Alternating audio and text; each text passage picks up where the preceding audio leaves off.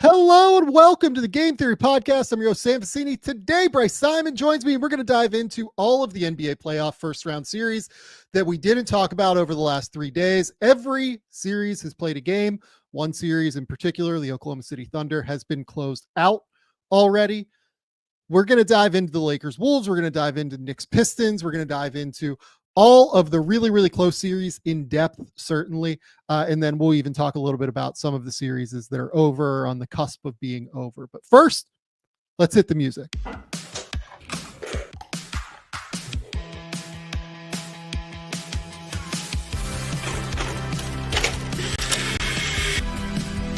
do have a timeout. Decide not to use it. Way downtown. Bang! Bang! What's this going to be? Are you kidding me? Hello and welcome to the Game Theory Podcast. I'm your host, Sam Vecenie. But if you watch the tape, what you will see completely orchestrated this game. Bryce, what's going on, buddy? What's up, Sam? Another good weekend of NBA playoff basketball. Feel like it did not disappoint in terms of we got some really exciting end of game situations. We got a first in the history of the NBA playoffs on Saturday. My dumbass went for a walk whenever the Nuggets were up 20 and then came back to that result. So then I had to download the game and go back and watch it.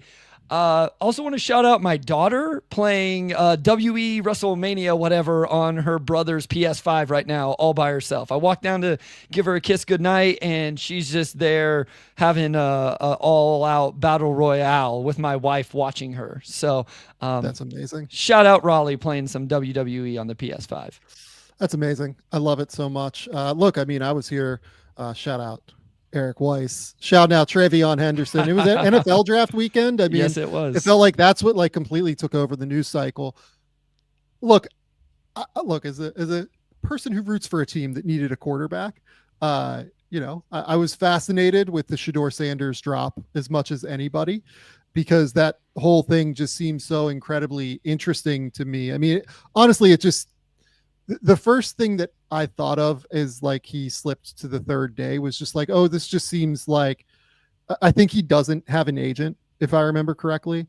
Like the family kind of represents him, and like they have some people that deal with like the NIL and the promotional stuff that, works.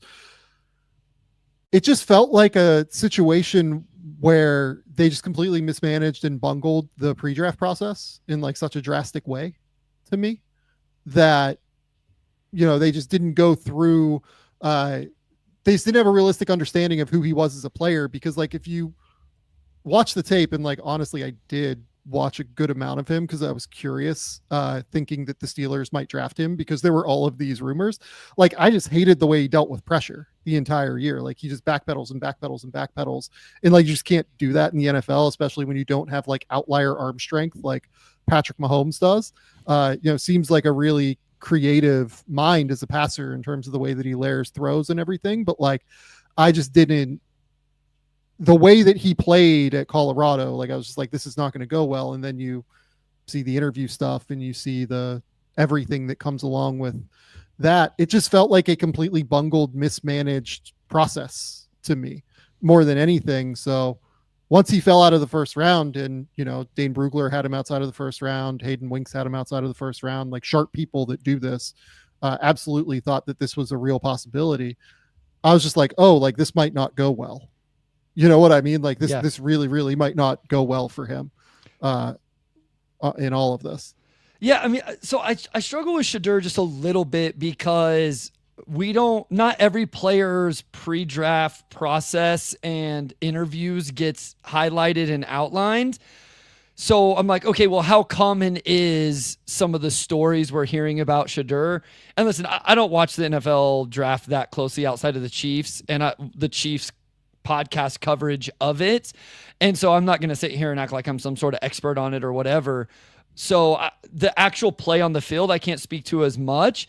It's just crazy that the mocks missed that much, that like this was a first round pick and so many mocks that fell to the fifth round. You know what I mean? It's like, yeah, did the people kind of know and they just didn't want to have to, you know what I mean? Like they didn't want to drop him out and have to explain then, or I don't know. It's just weird to me that he never fell like even into the second round, at least on most mocks that I saw or heard people talking about. Right at the very end, you started to get a whiff that maybe he wouldn't be drafted in the first, but falling to the fifth was never a conversation I heard.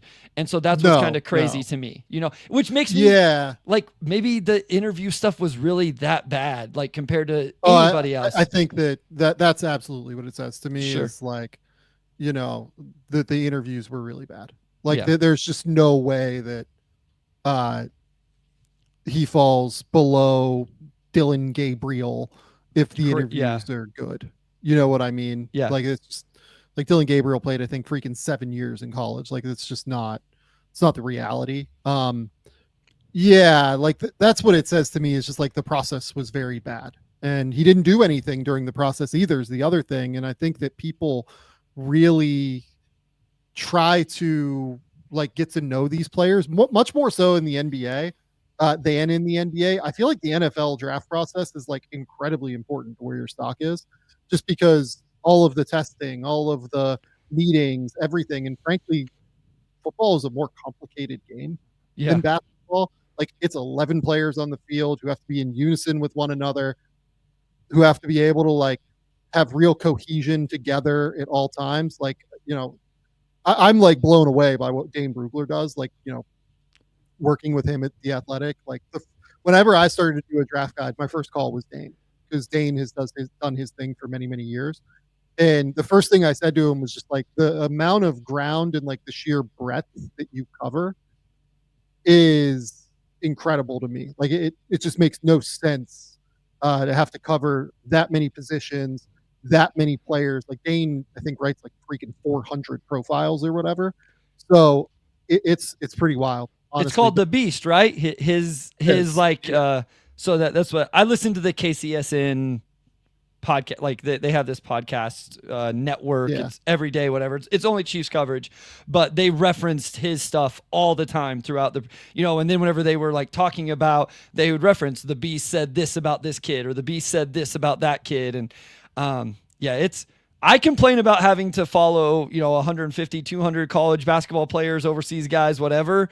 But at least it's all the same stuff. Like you're having to evaluating a center versus a tackle versus a running back versus a defensive tackle versus a corner versus like, it's a lot of different areas and a lot of technical things you have to understand. I feel like. Yeah, and like the 95,000 foot view is somebody that does like, draft coverage, right? But is not in the weeds on NFL draft coverage. Like you kind of asked the question, like, how were the mock drafters so wrong? Yeah. Right. So I think that like first, what happens there is like when someone has like a very quiet pre-draft process, it's just hard to kind of gain information on like where they are and what, people like about them, what they don't like about them. Everybody has a Shedeur opinion. So as we saw through the pre-draft process, like through leaks from teams, not leaks, but like, anonymous quotes and everything, I think you saw like there was a real question mark there about him. The second piece of it is like the piece of it that we don't know, which is the intel side, I guess. I don't know anything. Shedeur seems like a very outspoken, human being, but doesn't seem like a bad kid. Like he's never been in trouble, has never been, there's no issues there as far as I know. So that piece of it was, strange, but if you want somebody who's going to like step in and think he's the starter immediately, and when you're drafting a backup in the third round, like Dylan Gabriel is probably going to be if you're the Browns, I can understand that, at least, that you don't want the drama of it all, right? Like the third piece of this that's interesting to me is just like, the mocks getting it wrong. I think that like outside of like Dane and Daniel Jeremiah and some of the other people I've mentioned, like, Hayden Winks, like, these guys like really grind the tape. Anybody that like really grinded the tape this year that I read or saw, like had real questions about Shedeur. Sure. Like serious, significant questions, like about how he dealt with pressure. Obviously that Colorado offensive line was terrible, but like real questions about all of this. And I don't think it was a surprise to see him fall at first, but like how you fall from the, border of the first to second, maybe, which is where, most smart grades were, to the fifth is, the background and the intel to me. There's no other answer there, or like the way you dealt with people during the meetings in some way. And again, like, I think that this is like a fair criticism. Like, I'm somebody that thinks like Mel Kiper should be in the NFL Hall of Fame. Like the way that I wouldn't have a job if not for Mel Kiper, Dane wouldn't have a job, everybody, right? He's created this entire industry, but like people like Mel having him as like the top quarterback and everything, like really probably did do a disservice to this whole thing, I think, because that's just like not the reality of what it is.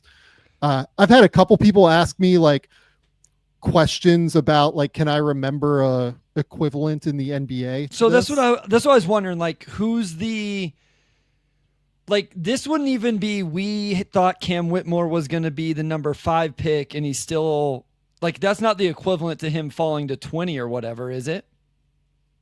No, it's nowhere near that. Like the only one I thought of was like Bull maybe.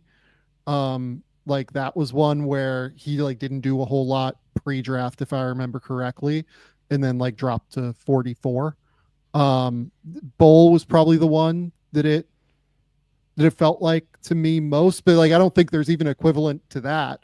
Like because Shedeur is so much more high profile than like Bull was. Well, and the other thing is, I think this is where maybe a miscalculation for quarterback is, NFL teams are always looking for that. So quarterbacks are more likely to get overdrafted, I feel like.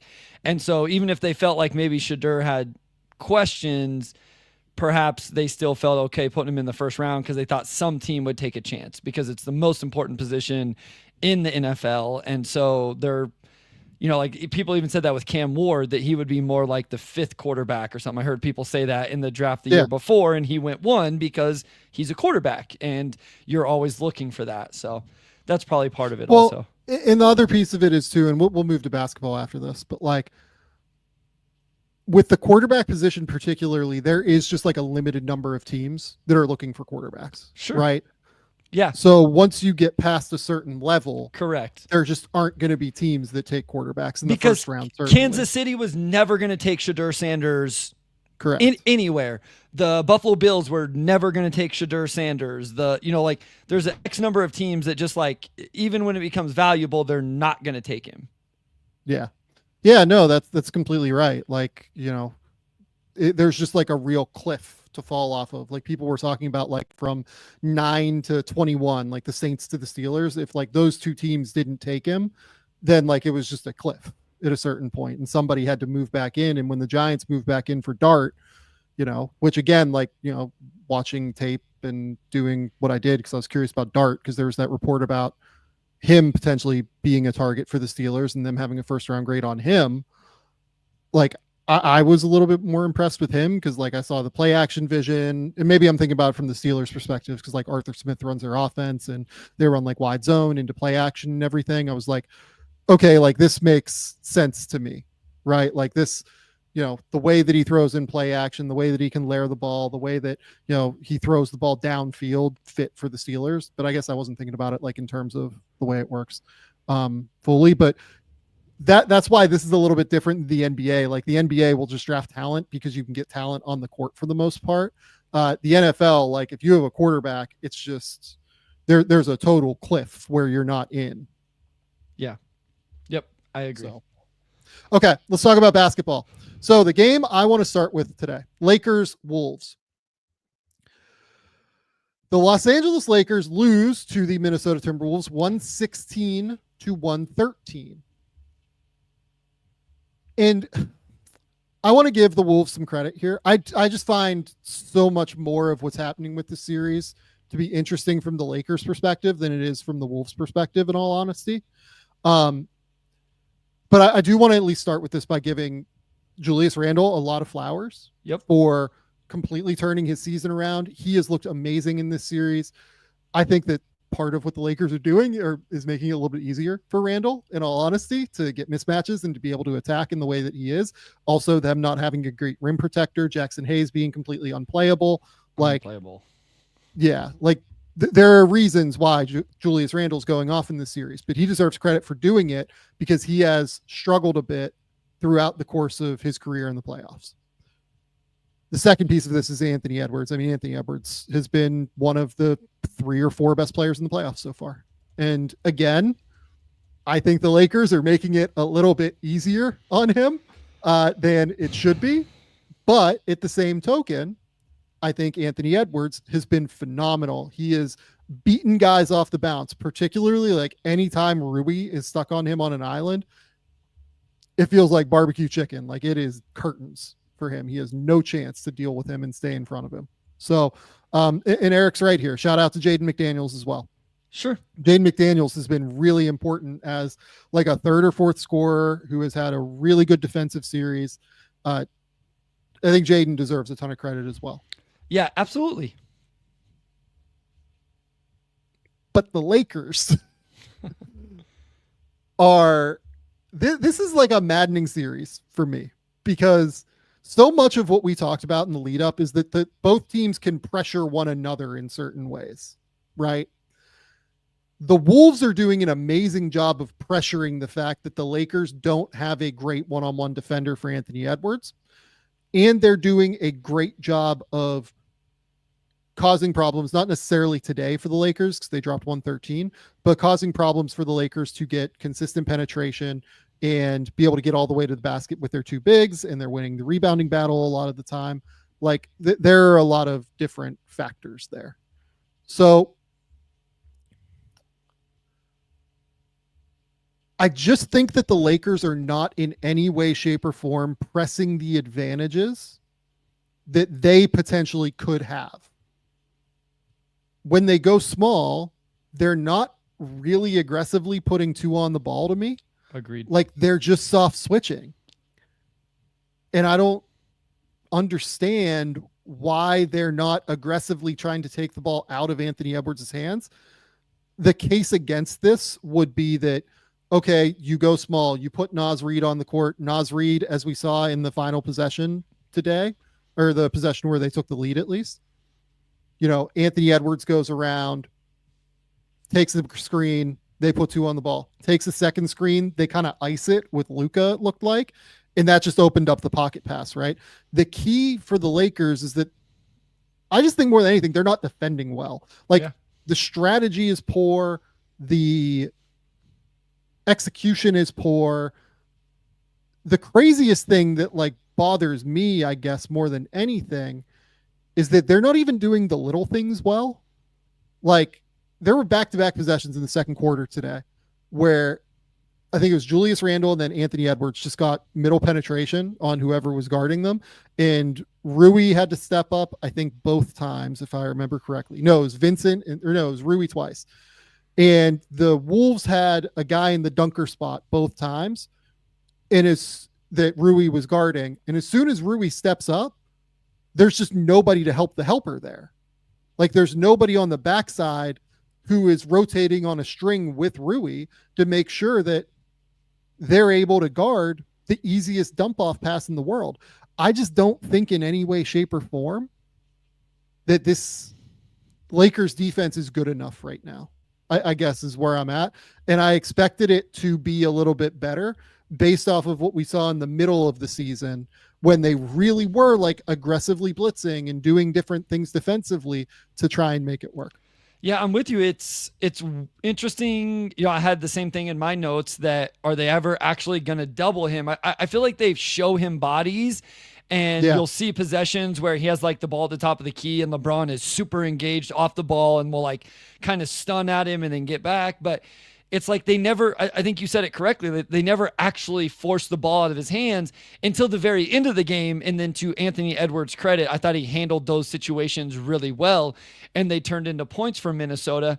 I guess I would just like to see if he could do it consistently all game long. And maybe, and here's the thing, if Anthony Edwards has made that jump to where he is I think he had like 6 assists and 1 turnover tonight or something like that. Like just an incredible game from him straight up, along with the points and the efficiency on the points. If he's made the jump where when you put 2 on him, he's always going to make the right decision, he's a problem, because that was the question coming into this season. It wasn't the scoring. It wasn't even the growth in the lane, which he showed off again tonight, playing off 2 feet. He did the step through move twice and then, off 1 foot and the little soft floater jump shot type of thing from 8 or 10 feet. I just don't think the Lakers have taken the ball out of his hands enough. I agree with you there. Maybe he'll make him pay. Maybe the Timberwolves have the other dudes between Nas and Dante. And like you said, give Jaden McDaniels his flowers, because I've questioned his offense all season long, and he's really shown up so far in this series. And then big shout out Julius Randle as well. I feel like he's had a really solid series on the offensive end, and I think his process has been really good. He scored for the most part when he needed to score, but we know he can create and break down defenses a little bit, and he's shown that. But I'm with you. I haven't loved the Lakers' kind of scheme on either end of the floor. In terms of, I think Anthony Edwards has figured out this kind of like, they almost zone up when he has the ball at the top of the key. I think he's figured out how to attack it. They got to bring something different in game 5. And then offensively, I would like to see some stuff. Like, we're going to talk about the Nuggets later. And I told you before we recorded, I thought Adelman running some stuff every 10th possession for Jokic to make his life a little easier. I liked seeing that. I don't know that I see a lot of that from the Lakers the last 2 games, Sam. So to me, this is kind of the most telling stat of the whole series, right? It's that in the regular season, Anthony Edwards averaged 4.5 assists versus 3.2 turnovers. So like a 1.3 assist to turnover ratio, something like that. Do you know what his assist to turnover ratio is so far in the series?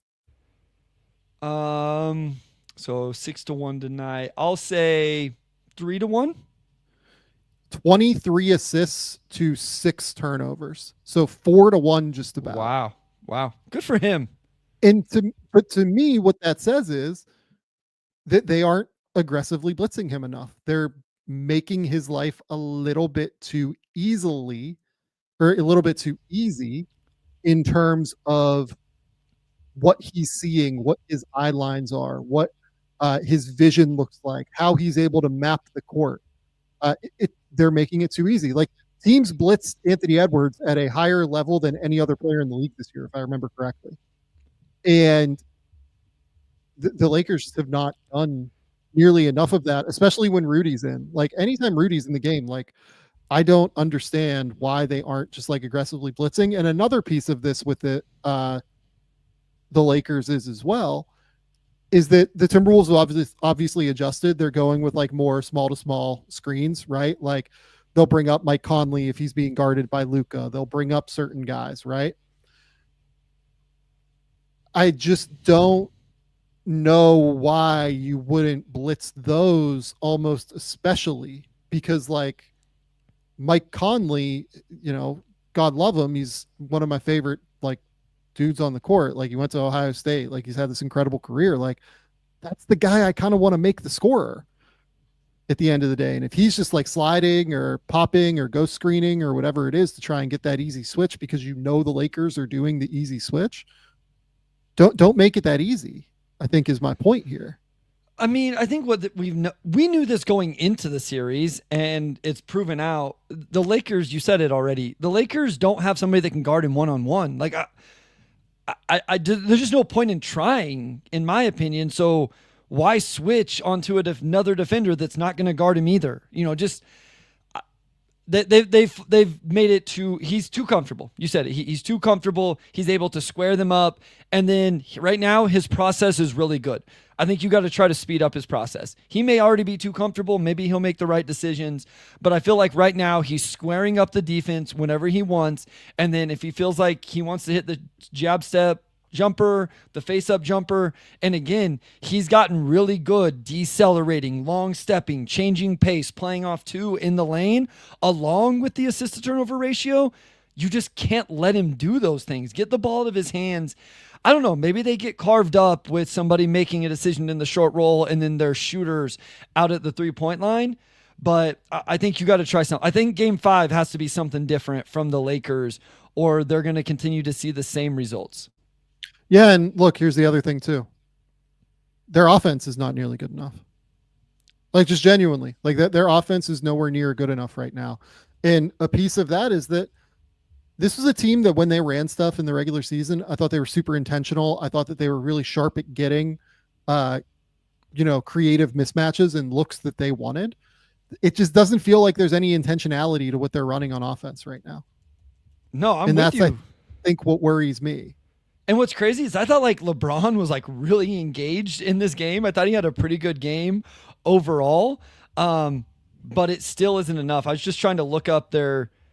Yeah, I mean, Sam, they get 4 dudes that score the basketball. Rui had a big. Yeah. I mean, that's the thing. You got a pretty good Rui game with 5 of 10 from the 3-point line and 20. You got a good points. Offensive Rui game. I thought Rui was not very good defensively, but like, no. To be clear, yes, offense only. But you have Luka and LeBron. Reeves is a little below the regular season average, and Rui jumped over 10 today because of that game. The next points per game is 6 by Dorian Finney-Smith. So it's just and like just straight up, like the guys that I think I feel confident when they're on the court for the Lakers right now, that there's 6 of them. Like it's Rui, LeBron, Luka, Reeves, Dorian Finney-Smith, and like I feel okay when Gabe Vincent's out there personally. Yeah. I'm not saying that like it's a great answer or anything, but like I feel okay when he's out there. Like Jordan Goodwin took a couple of bad shots. Like I typically like Goodwin, but like he took a couple of ugly ones today. As you mentioned, Jackson Hayes can't play. Hayes is unplayable. Yeah, like it's really tough. But look, like here's the other thing too. Maybe we're just watching an ant leap again, like in the playoffs. Last year, that was where he really struggled, was like making decisions on the move and like being able to be that primary guy when he wasn't a scorer. But look, he has 23 assists in 4 games. Like he's been really good at that this year outside of game 2 or game 3. I can't remember which one where it was kind of poor, honestly. But yeah, I mean, this is, I'm like a little bit disappointed in this series just because I felt like it was one that could be more competitive. And I just don't think that it is unless the Lakers make like substantive changes here moving forward. And I want to be like, I thought this Lakers roster was flawed post Luka trade, and it was okay, but I did think that they were missing some pieces that they would need. I think it's I would love to hook Luka up to a lie detector or give him true serum or whatever to ask how much his comfortability changes when he has a true lob threat on the floor. You know, like he's played in Dallas the last couple of years with those bigs. And does he miss that? And the answer may be no. Like, it's not like he's not averaging 30 still, but I always felt like that was a huge part of his game in terms of making his life easier. And I felt like that put a ton of pressure on a defense when you could run a Luka pick and roll with floor spacers and you had that rim running gravity big man. And as we mentioned at the top, Jackson Hayes is just unplayable. They don't have enough two-way wings on the roster. It's just a flawed roster right now, and that's okay right now. It needs to be fixed in the offseason, but I don't think that's an excuse for there not to be some better schematic things on the LA end, or at least I expected there to be. I want to, real quick, Rudy Gobert has been awful offensively. You tweeted this out the other day, and I had been putting it in the notes, and I forgot to say it the last time we recorded. He doesn't necessarily get played off the court because of his defense. He gets played off the court because he can't make him pay on the other end because he misses every attempt. He brings the ball. Austin Reeves got him like 3 times in the first half tonight digging at it because they brought it down. That's the issue is Rudy can't make you pay because he can't put the ball in the basket. The thing for me with Rudy isn't that he's like a terrible perimeter defender. I think he does like okay in switches, right? Like it's if he was dominating offensively, you could survive him defensively. If he was offensive rebounding, put backing, like that stuff, I think he holds up okay even against the Lakers small ball lineup. Yeah, but like the issue is like the defense or the offense is just like completely unplayable. So then it's like, what's the point whenever we put Nas out there and Nas can totally. like knock down shots and drive. Like he had some big buckets late in that run. So. Yeah, no, I completely agree with you. Like the issue is that if Rudy can't take advantage on the other end, then like what's the point of having him on the court if they're just going to pull him out away from the rim? But again, like credit to the Wolves because the Nas lineups have been really effective. Like they were a -11 with Rui today. They're a +9 with Nas Reed on the court, +8 with Jaden McDaniel or with Julius Randle and Jaden McDaniels, by the way, but +8 with Julius Randle on the court. Like they've weaponized the small lineups against the Lakers in a really important way, I think. So like they deserve a ton of credit. And the biggest thing here is just like Ant at the end of the day. Like the level to which Ant is like dominating this series and is outplaying Luka is like so drastic right now to me. Every single time that the Timberwolves need a shot, like we've talked about the playmaking and the decision making and everything. And like, I'm interested to see them play like a real like defense at some point, honestly, to see like just how much the court mapping and the decision making and everything has grown. But also like every time they need a shot, he drills it. Like any minor mistake that the Lakers make, like if they are slightly late, you know, bringing up that like, you know, soft help that they're doing, not blitzing, but like bringing up like a soft, like second body up to the level of the screen. He's just going to pull up and drill it every time. The ability for him to like get into the lane and just beat dudes like Rui and Reeves and like all these guys off the bounce. Like, I mean, he has been fantastic. Like some of the like we've talked about the footwork for the last year and a half, I feel like on this channel, like, the biggest place where to me he's improved is that he is capable now of using his footwork, not just his explosiveness, I agree, to get to certain areas. Like he had that play today that was like a sweet up and under where he plants on his right. And this is where the balance comes in too. Like he's not just an explosive athlete. He's a truly elite balanced athlete as well, where he plants on the right, like pump fakes and then goes to the left and then like hits that little floater. I mean, it was disgusting. Like, yeah, that dude is something, man. He has been one of the best players in the playoffs this year, point blank. Yeah, he had one where like he had a dribble move into a decel and then like he's decelled and then long step through contact, finish through that contact with his left hand. It's just we get so enamored with these guys' athleticism. And I always like to make sure we point out the nuance and the skill level. And you bring up a great point with the body control and the balance, because that's huge for what he's able to do. So when you combine all of those things and his decision-making process is on point, he's just really, really tough to handle. And yeah, I mean, the Lakers are in a tough situation no matter what. I'd still like him to just go at him, attack him with two, and scramble behind it and see if they can make the right decisions. Yeah. I think that's where I'm at. I mean, obviously I think the Wolves are going to win this series at this point. Like I do not think I would pick the Lakers now. Yeah, I'm fascinated to see what happens. Yep. Okay. Before we go to the next section, we got to shout out our friends over at SKIMS. What are your usual complaints about underwear? Is it comfort? Is it fit? Is it shopping for it? Is it like the trial and error that you have to guess whether or not they're going to work for you properly? SKIMS is here to make life way easier. SKIMS is just an incredibly, incredibly comfortable brand of underwear.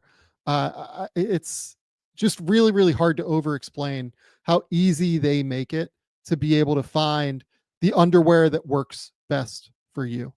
Look, it's just incredibly comfortable. The fabric, the fit, all of it just works. It just feels incredibly nice. You can go to SKIMS and shop SKIMS men's at skims.com and at SKIMS stores. Let them know that we sent you. After you place your order, select podcast in the survey and select our show in the drop-down menu that follows. That's Game Theory Podcast. Skims is the official underwear partner of the NBA, WNBA, and USA Basketball. Go head over to skims.com, SKIMS.com, or go to Skims stores. Look, it's hard to buy underwear. Skims is doing a great job with it. Go over to Skims. Okay. Second series that we want to talk about is your beloved Detroit Pistons and GMAC's beloved New York Knicks. Let's bring GMAC up to the screen. And we'll say hi. How's it going, Andrew? What's up, fellas? Bryce, I hope we're still friends. I mean, you know I don't care whether they I win or know. lose. So. It's better for the show if there's a tension between us because of how the game ended and how the series has gone and the bad blood that seems to be Effing brewing. New York elitists with their officiating and the league conspiracy. No, I'm joking. Yeah. Okay. We'll just over here with our bad calls and our pull with the league, right? Because we've gotten so much luck throughout the history of this franchise, right? Just one frozen envelope is all we've gotten. I can't. Bryce is like the nicest human on the planet, so it's like really tough to generate any animosity toward you. Like everyone at Knicks Film School loves you, like very much. They love you, and they can't wait for you to come back. You know what? And all the slander, Bryce, that went toward the Pistons today was like, man, I hope Bryce is okay. Like it ended all with that, you know. It's the best thing that happens. The thing I always find the funniest is whenever I like do actually go at somebody, because people may not believe this, but I'm pretty competitive and I will stand up whenever I feel like it's necessary. And there's people's reaction to the first time they see it from me is always kind of funny. I remember somebody told me not to mistake my kindness for weakness. And that was one of the best compliments I ever got. It was somebody that watched me. Actually, the situation wasn't one I'm super proud of. I was acting like a fool as a high school basketball coach, but that was something he said to me is like, you know what? I appreciate that because one, it says that I'm kind, but it also stood out to me that people do think that, like, just because I'm nice, aw shucks, you know, Midwestern, that I won't like stand up for myself and come at you if I feel like it. It just doesn't happen very often. Like I feel like it surprises people though. Never at you, GMAC. Maybe it's Sam every once in a while. 94-93. Not really to me. No, You're I'm kidding. still good. Yeah. 94-93, the New York Knicks win this basketball game. It was a fun game, Sam. Like, regardless of everything else, it was a fun game, right? It was a football game on a basketball court, which was fun. Super physical. I don't totally know where to start, in all honesty. Can I start somewhere? Yeah, please. Go ahead. Go ahead. Okay, I want to get a few things out because the one thing that drives me crazy about the officiating thing is everything that's going to get lost on the big networks. And it already happened during the halftime of the Lakers-Wolves halftime show. All they showed was the call and whatever. Cade freaking Cunningham had a 25-point triple-double in this game in his fourth game in the playoffs. Karl Anthony Towns made two insane buckets in this game that brought the Knicks back when Detroit should have won. And Jalen Brunson came back from his tweak or whatever and went crazy to start the fourth quarter. And I want to make sure those things are appreciated and celebrated by both teams, because you're right, it was a football game on a basketball court, but there were individual efforts that were actually incredible Totally in this game. And I don't want that one call to that's why I get pissed and don't want to talk about the officiating, because the actual basketball that was played gets overshadowed. I'll second that in the sense that if my voice sounds a little hoarse today, folks, it's because we had a watch party in New York City today. All those videos you saw of New York City, I was at one of them. Is what I'll respond with, and I didn't get the full experience. Like when you're watching it with people, you don't get the full experience of watching the game, breaking down what's actually happening. And so when I finally got home from Manhattan and I put it on for my wife, we watched the last 3 minutes and change, basically from the time it was 88-84, and the Knicks, like Tibbs draws up that great ATO. Brunson finds Cat on the opposite side for 3. And from that point on, the shot making down the stretch was incredible. Like Tim Hardaway Jr. with a clutch 3 and Match a clutch 2. bucket. Yeah. Like like you said, the baseline fadeaway from Cat matched with Cat hitting a huge 3 after the play breaks down, because it just clearly seemed like OG Anunoby was out of gas. The play was for OG to take the 3 in the corner, and then he just pump faked because he just was out of legs, and it led to Cat taking the logo 3. From like the point I put it on to the point you're referencing, the foul that wasn't called at the end, was incredible basketball. And it's a shame that that's the first 48 minutes and 59 seconds are not going to be talked about as much. So I'm glad we're talking about it. So yeah, like to Bryce's point, we'll get to the last minute here, last second at the end. But to Bryce's point, there were 3 just like genuinely, like truly outstanding performances in this game. Agreed. Jalen Brunson like carries the Knicks all the way back with like a monster fourth quarter, like a monster start to the fourth quarter, and was absolutely fantastic, both as a passer and more as a scorer. Yep. As a driver, he just took advantage of every opportunity that he had against mismatches or even against Asar at times. Like Asar, I don't think has dealt particularly well with Jalen, really, or as well as I thought he was capable of potentially dealing with him in this series. Asar minutes are a touchy subject in Detroit right now. So, in what way? Half the fan base thinks he's getting screwed out of minutes, and the only way for Detroit to be successful is him on the court, even with how bad his offense is. And the other half of the fan base, like it was so bad I almost muted the word Asar on my timeline after the game. Like I legit almost did, because it's polarizing. But anyway, so I have thoughts on that in a second. I'm fascinated to get your thoughts. I truly am. I've been waiting all day. I mean, Towns was a monster in this game too. I mean, the thing that we talked about coming in was they just don't have a way to guard him unless it's Isaiah Stewart. Who's hurt? And Isaiah Stewart is hurt. And I think that's almost where I want to start. I think this series would be 3-1 Detroit if Isaiah Stewart was healthy, but it doesn't really matter because he's not, right? Like, I think Isaiah Stewart would do an amazing job of at least mitigating what Karl Towns is doing in some respect. I'm not saying he'd limit him entirely because Towns is an incredible player, but Isaiah Stewart is like a borderline all defense guy that is like the perfect physical matchup for Towns. And these games have been close enough to where I think that if Stewart was healthy, that really adjusts the series. The other thing that it adjusts is it takes Jalen Duren off the court. And I get it that Jalen has made some loud plays. I thought particularly today, he made some loud positive plays. A couple of really important block shots. Yeah. He had a really important lob. The Pistons just really can't get consistent offense with him on the court right now. They were a -17, I think, with him in the game today. Every other starter outside of Tobias Harris was a positive. Paul Reed was a positive in this game. The Pistons tried a few different defensive tactics, I thought, but anytime that Jalen Brunson pulled Duren into a ball screen and they played drop, it just felt like it was dead. Like every single time, it felt like he had no shot to be able to deal with it. I just want to say, if the Knicks go on to make real noise in the playoffs, Knicks fans should look back at Game 2 as the turning point of the playoffs, because sometimes you need that wasn't like a low moment. I don't think losing to the Pistons. Okay, maybe it was.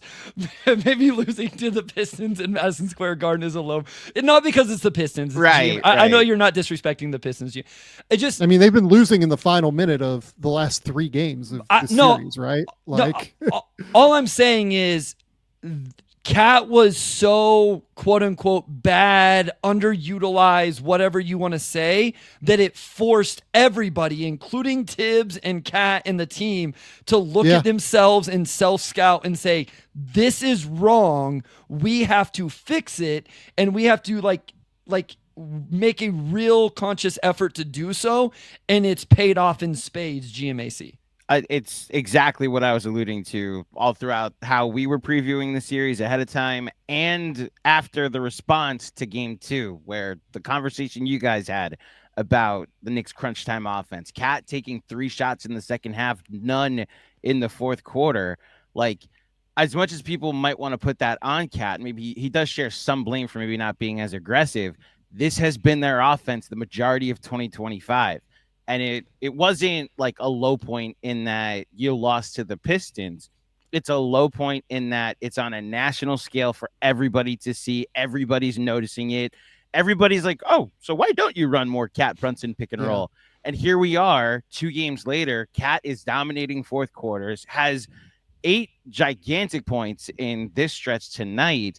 And yeah, you're now looking at a more diverse fourth quarter offense that gives you options. Like it gets lost because it didn't lead to points, but they ran a Mikal Bridges, Jalen Brunson pick and roll at one point. Yeah. That's just like nothing that hasn't happened over the last 3-4 months. It's been Brunson, ISO, and which is like, he's really good at ISO, which is why he was the clutch player of the year.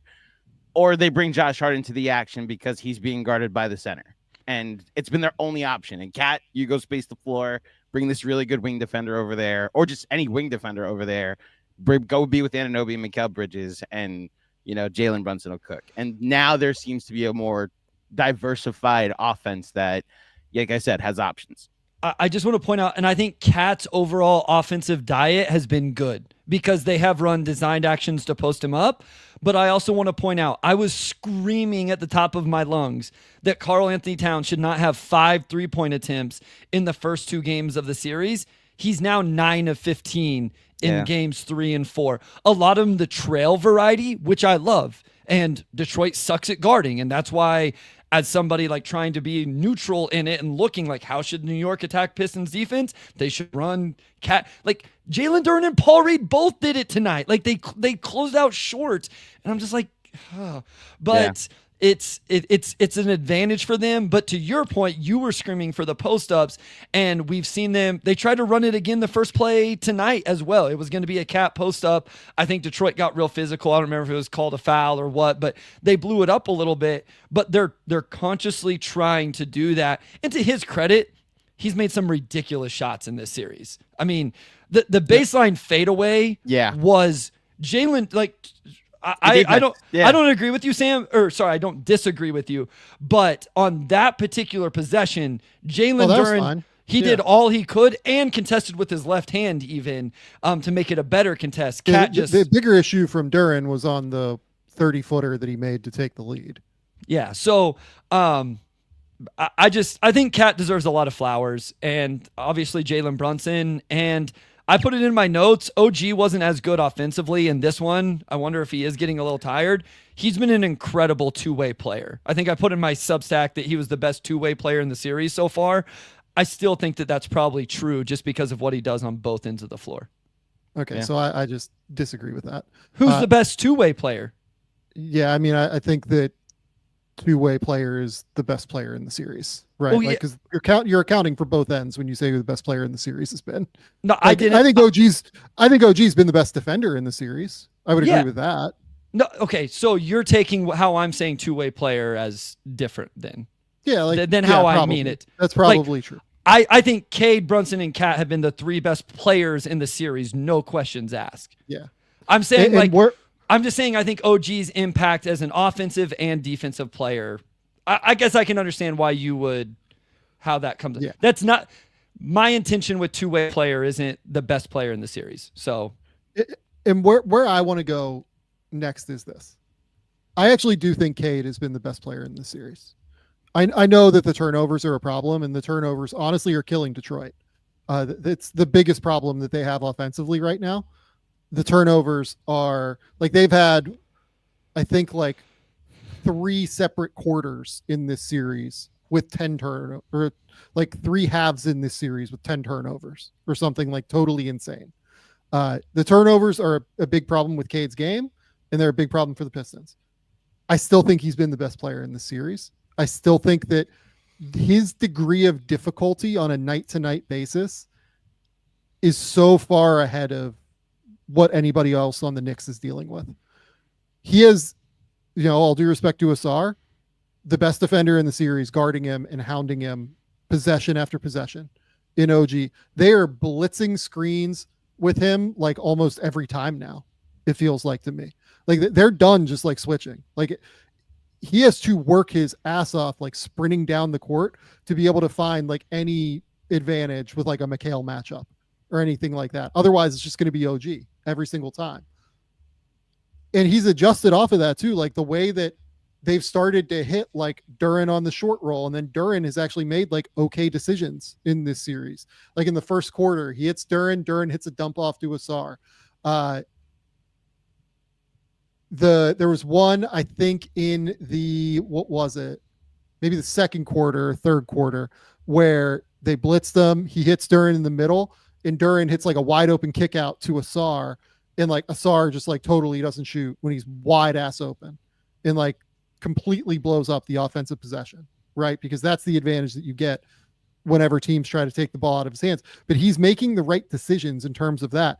He's also doing a really good job of starting to do different things and differentiated screen attacks, where he's like, okay, I'm going to call for a screen. I'm going to reject the screen now instead, so that now I can't get too placed on the ball against me. I'm going to go ISO instead of going with a screen brought up for me. And if I have to ISO OG, like I'll just do it, right? The fact that this dude had a triple-double tonight is like completely baffling to me. Like he was unbelievable in this game, I thought. And on top of it, he was amazing on defense in this game.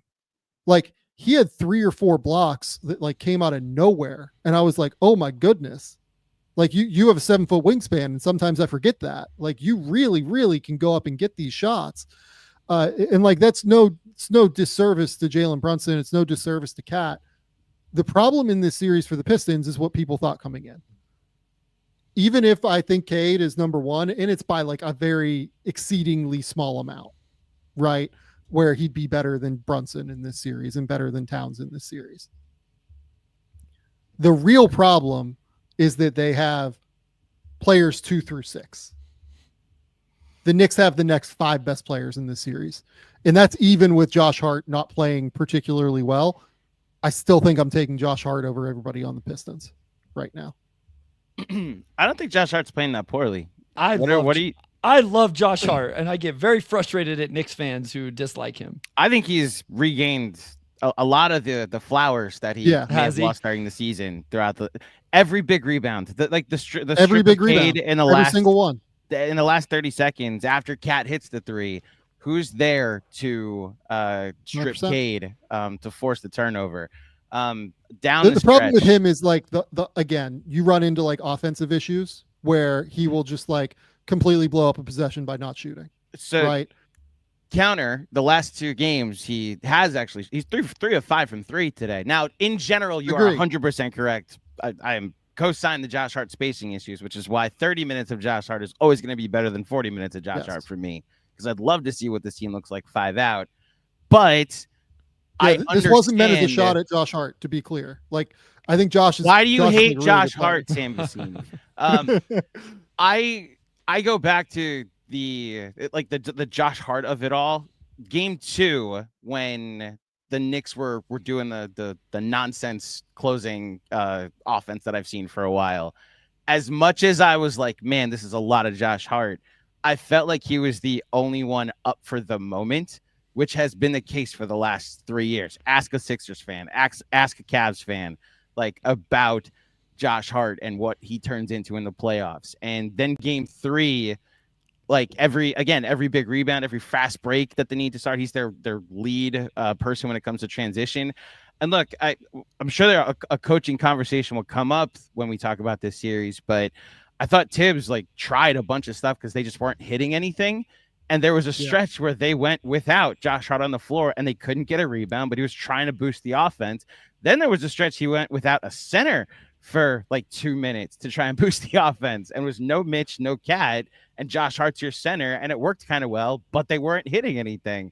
So the Josh Hart love affair has returned, because he's part of every positive thing that happens, it seems. I'm glad you brought up no center lineups, because that's actually where I want to go next. Bryce, are you a little bit surprised that the Pistons have not tried to go small more often? Because there was a run in the second quarter of this game where they went no big. They went with like Asar as essentially the 5. And that's when they went on their big run to get back in the game. That to me is the answer here. We actually talked about that on the podcast real quick, and then we'll dive into that. I think also the fact that Deuce hasn't been great makes it a little bit easier to keep Hart on the floor, and the argument of taking him off when Deuce isn't playing great is a little bit easier. And then GMAC, real quick, before the series, I asked you who the Pistons' second leading scorer in the series would be. Do you remember who you told me? Did I say Malik? You said Malik. Yeah. And you know who it is not? Yeah. It is not Malik Beasley. It is Tobias Harris. Tobias, in fairness, has been decent, but I think again, to your point, Sam, about the second guy, it was Malik during the regular season. Now it's Tobias. Some games it's Tim Hardaway Jr. One game it's Schroeder. Like it's just, and Tim Hardaway Jr. and Malik were like under 33% from 3 combined in this game. Yes, we talked about this on the Pistons Pulse, that the idea of, okay, it was kind of in the Asar conversation of, okay, well, Asar becomes a little more interesting offensively if he's not on the court with Duren trying to occupy the same space. Harris is guarding Cat anyway, so why do you need a center whenever Duren's just guarding Josh Hart? Even if you want it to be Schroeder on Brunson, which I don't love, but let's say you want to do that. Well, now you can put Asar on Josh Hart, and he's the best off-ball defender, roamer, rim contester, havoc creator on the team. I think it's a really interesting idea of a like Cade, Schroeder, insert Beasley, Tim Hardaway Jr., and then Asar Harris lineup, and just see. I think they should go to it in the first half on Tuesday and see what happens. Maybe they get a good run out of it. Maybe the Knicks destroy them on the offensive boards. I don't know, but I think it's worth trying, Sam. Yeah, I think that's the adjustment here. I don't know if JB will do it, but again, to my point on, and this is where I wanted to like switch and talk about Asar. This is something we've talked about all year, Bryce. Like the issue is not necessarily Asar. It's playing him with Duren. Sure. Because they occupy the same exact places every single time on the court. Yep. And it's too easy to guard them. It's too easy to send help to Cade. It's too easy to try and take the ball out of Cade's hands. And it's too hard to maintain advantages whenever Cade actually makes the right read and finds the right player. So and look, like, again, like, I don't think Asar has played great in this series. Like, I don't want to sit here and be like, oh, Asar is the answer here. I just kind of said earlier, like, I think he's not been very good in this series, frankly. But I think that the adjustment probably involves him being the player that they kind of lean into a little bit more and actually like being able to weaponize him a bit better. We talked about the Knicks putting 2 on the ball, and you mentioned like, hey, you guys talk about like, we'll just bring somebody else into the screen instead of Duren, right? Like bring Tobias. I was doing a breakdown from game 3 and the Pistons did that. And this is to your point. Tobias comes in, the Knicks put 2 on the ball. Cade hits Tobias. Guess who is both standing in the dunker spot being defended by Karl Anthony Towns? Jalen Duren and Asar Thompson. And if you want to see that, you can go visit the Motor City Hoops Substack. If you want to check that out, subscribe, read notes. I had like 7 pages of notes today, only 1 line on the call at the end of the game because I don't want to spend a bunch of time on that. So you can check that. But they occupy the same. I will say Asar offensively, Sam, he's 44% from the field. And he doesn't. He's been not very good. And he has 6, 8, 11 turn. He's averaging almost 3 turnovers per game in 21 minutes. The offense has been rough. GMAC, I'm interested in your thoughts from the other side. Like, what do you think whenever Asar, like, you're like, oh man, he's the Brunson stopper. It's great when he steps off the court.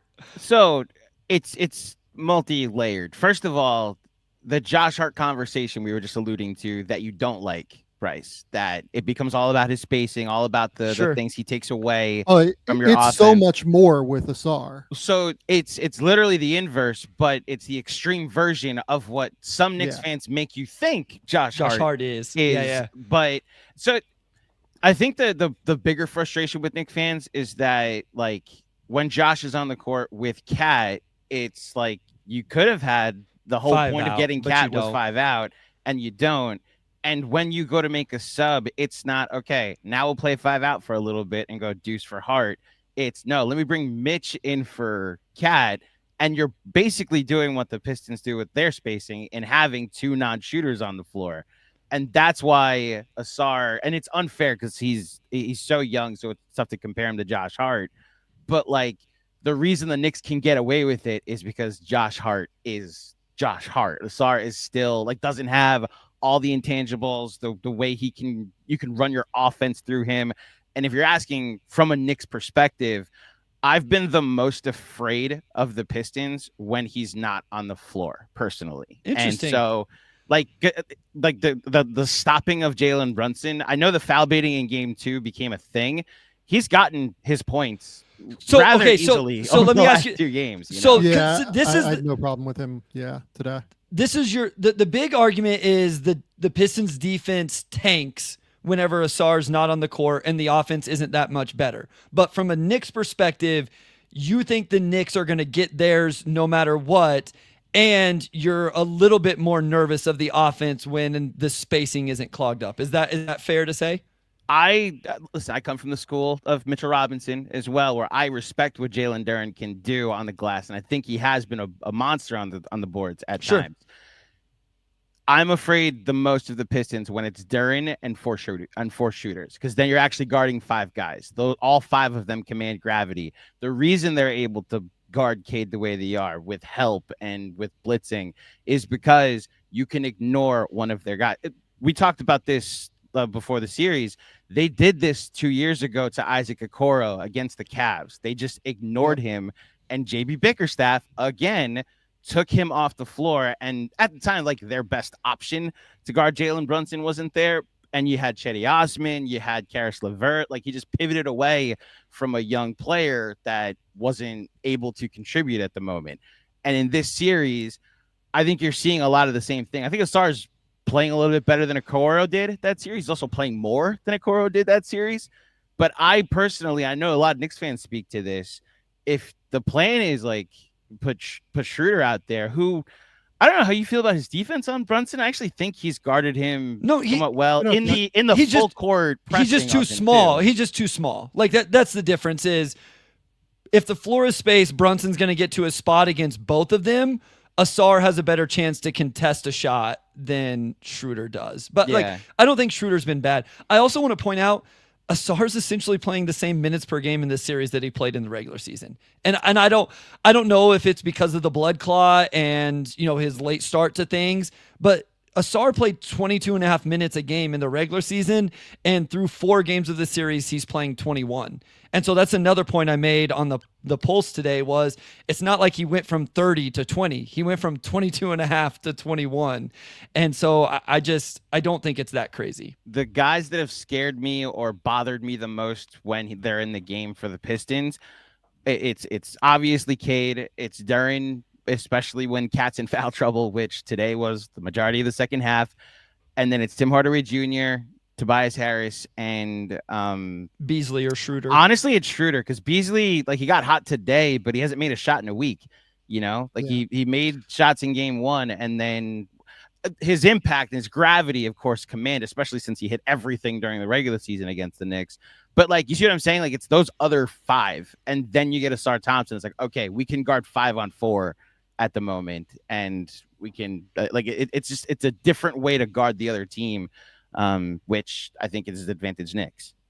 So isn't the theory here kind of what Bryce and I are saying, though? So if they have 4 shooters on the court with Asar instead of Duren, isn't that kind of the adjustment here that would be fun? Would they use him in the dunker the same way? Like, yes. So is the trade-off with Duren and his rebounding to what you would get with Asar as a center worth it? Would be my question. The defensive end? I mean, either way. I think they could manage because Tobias and Cade are such good defensive rebounders. If Mitch was not against Mitch, but Mitch is dominating all of them on the offensive boards, and I feel like Tibbs kind of went away from him. I think they would be okay on the boards. I think Asar running pick and roll with Cade with 3 floor spacers would be interesting, because who is Cat guarding in that lineup? Tobias? Probably Tobias, yeah. So now you bring interesting guys into the ball screen action. It's like Josh Hart trying to guard ball screen, defending Asar. They're probably going to put 2 on it, but now Asar's catching it, playing 4-on-3 with 3 floor spacers. Like it's interesting, right, Sam? Yeah. Like it's interesting. Yeah. That's what I think too. Like that's the adjustment for me is, and look, again, to be clear, like we saw it today and it worked. Like it's not like I'm just like making this up. It's like, no, we literally saw like the proof of concept today, and maybe the Knicks like saw it today and will adjust back in some way and change it and stop it from working as well by going Mitch in those moments, right? By just hammering them on the offensive glass and not being able to allow them to get stops, right? So because I think that's like a real option here too. Because Asar can't shoot, the Knicks could counter and go too big. Like they could go cat Mitch Rob in that, right? And put Mitch on Asar and just say, all right, we're going to get every offensive rebound and Mitch is going to go stand in the lane and protect. So it would be fun. I would like to. And I also want to point out, you mentioned it quickly, not having Isaiah Stewart is why some of these things have to happen also, because God bless Paul Reed and his fun minutes whenever he gets them. You don't have your true backup center with Stu, who's a good matchup, I would think, in this series. Last thing I'll say about backup centers, you mentioned potentially going to Mitch as an option. Mitch is battling some type of stomach bug. I know there's like a stomach bug going around. Oh yeah, I saw that playoffs right now. Yeah. So he's been like a step slow, it's felt, this series. He only played 9 minutes today. I think there is a fear of a hack-a-Mitch, because I know you saw all 4 of his free throws barely make it to the rim. And I think that's why Tibbs decided to go to the no center lineup. It's like, listen, you're here to get offensive rebounds and putbacks. You don't have the energy to put it back. And then if they send you to the line, you're not getting it to the rim, and you're not being much of a rim protector at the moment either. So I'm going to try what Anunoby at the 5, which actually thought was pretty effective process. It just didn't, like, shots weren't falling. But yeah, like if you get a healthy and clean bill of health Mitchell Robinson, that's the impactful version that we've seen in the past, then yeah, it's an option. Final quick thing here: foul or no foul on Josh Hart? Foul. Bryce. Oh, sorry. Okay. So I got a turn. My turn. Very clearly a foul to me. Like, look, the question to me is not like foul or no foul. Honestly, it's probably bad podcast hosting on my part. It's like, should you call that foul in that moment? Bryce Actually and I've been texting about this today. Yeah, go ahead, Sam. I actually think yes, that it was egregious enough to call, personally. Yeah, I mean, me and GMAC have been talking about it. I'm not gonna like flow my arms and make a big ado about it. And I think GMAC threw something at me, and I tried to throw something back at him just out of like conversation, where GMAC was like, hey, hasn't this series been reffed super physical? I was like, yeah, that's true. But also, how many fouls at the 3-point line have been called and in this series, even though it's been physical everywhere else? And so I think there's some back and forth.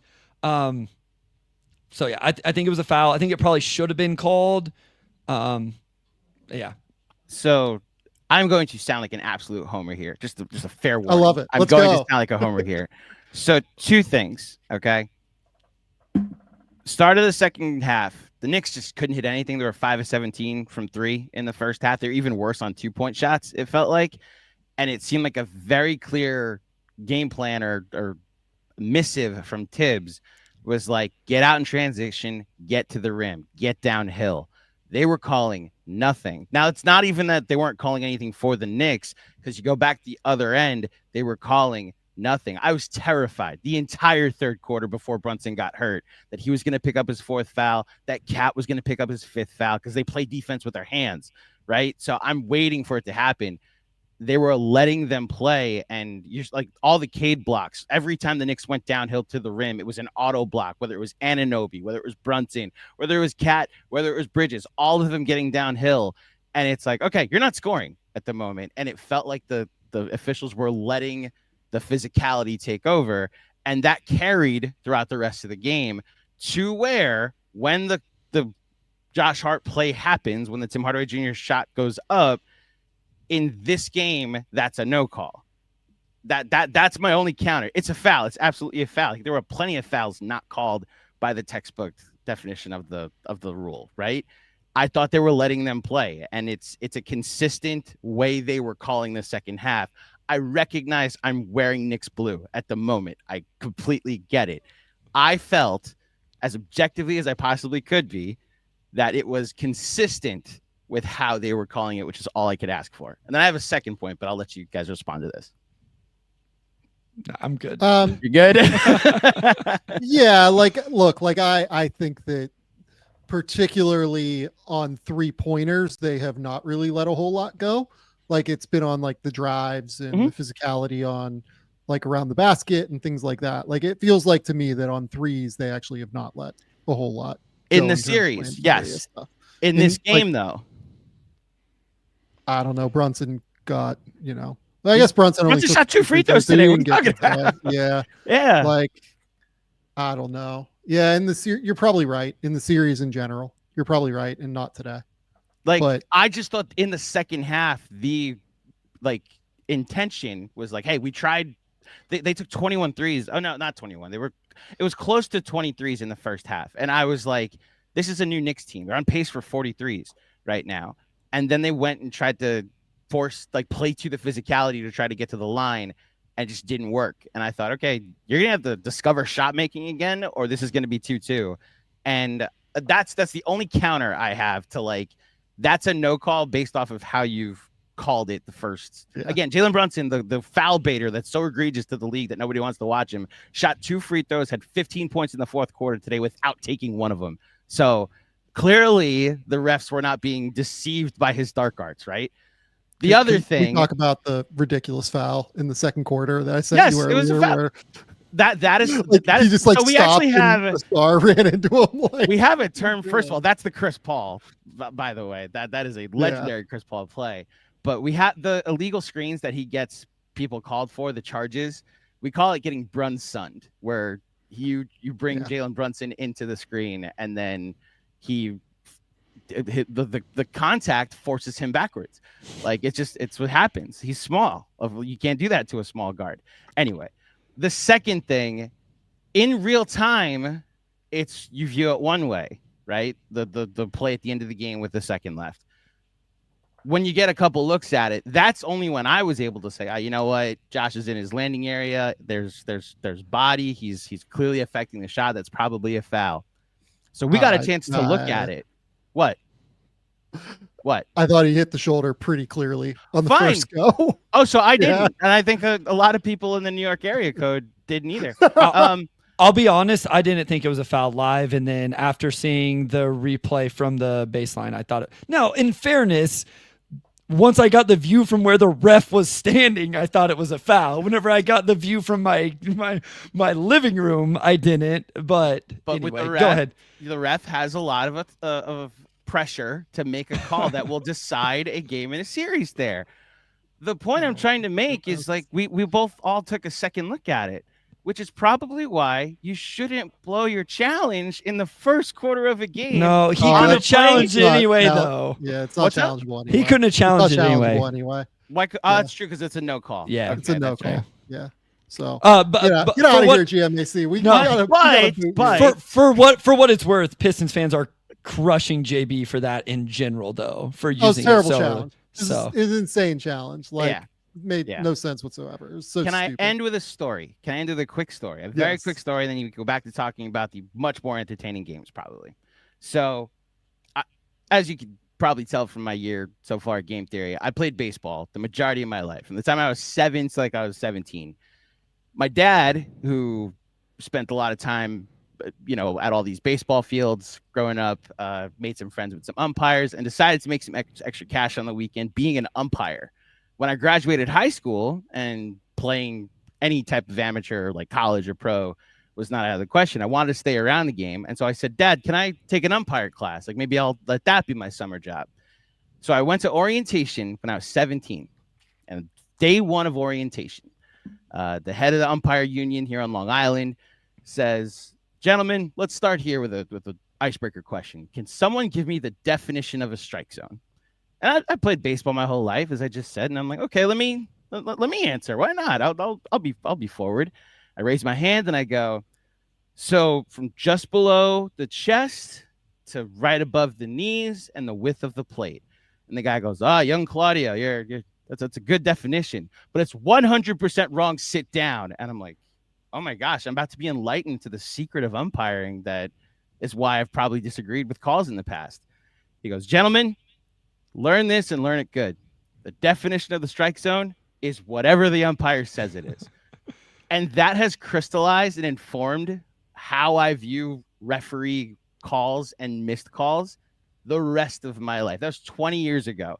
It was a foul if they called it a foul. It's just like the agreement we've entered into with judgment calls in all sports, umpiring, refereeing, like you name it. Like that, this is what we have established when you allow judgment calls. So that's just, I understand. I believe it was a foul, but he didn't call it. So technically it's not. We got to get you out of here. Mm-hmm. We don't boot you. GMAC, tell the people about Knicks Film School before we go. Check out Knicks Film School wherever you get podcasts, on our YouTube channel, on all socials. And yeah, we'll be covering the series as long as it goes in depth, which look, this should be a 2-2 series. So as far as I'm concerned, I'm not going to fully say that the series is over on Tuesday, but however long it goes, we'll be covering it in depth over at Knicks Film School. Yeah. Okay. GMAC, great to see you. We'll be back here in a second, but first we got to talk about Prize Picks. Prize Picks is the best place to get real money. Sports action with over 10 million members and billions of dollars in awarded winnings. Prize Picks has daily fantasy sports, has made daily fantasy sports accessible to all. On Prize Picks, you can mix and match player projections from players in baseball, hockey, esports, basketball, whatever you're trying to do. You can absolutely mix and match here. We've got a pick for you coming up in game 5 of this Denver Clippers series. Nick Batum has started to play a more critical role in this series as the games have gone on. Over under 8.5 points, rebounds, and assists for Nick Batum. I'm here for it. I like over. Ivica Zubac, over under 9.5 rebounds, Bryce. Over. And then Nikola Jokic, over under 9 assists. Under. Okay, so we'll go under. Those are the picks. We're saying under on Jokic assists. I'm for it. That's going to pay, it looks like 3.75 to 1 on your money. And hey, we're here for Prize Picks.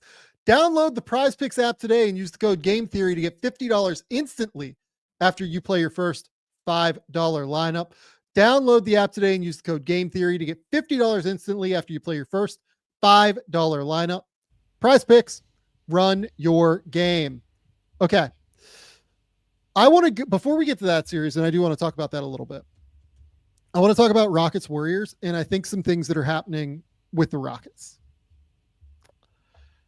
So the Warriors are without Jimmy Butler last night, and they still find a way to win. Unbelievable. And I think that before we talk about the Rockets, where this just all has to start and end almost, is that I almost think we're like underappreciating how amazing Stephen Curry has been in these first 3 games.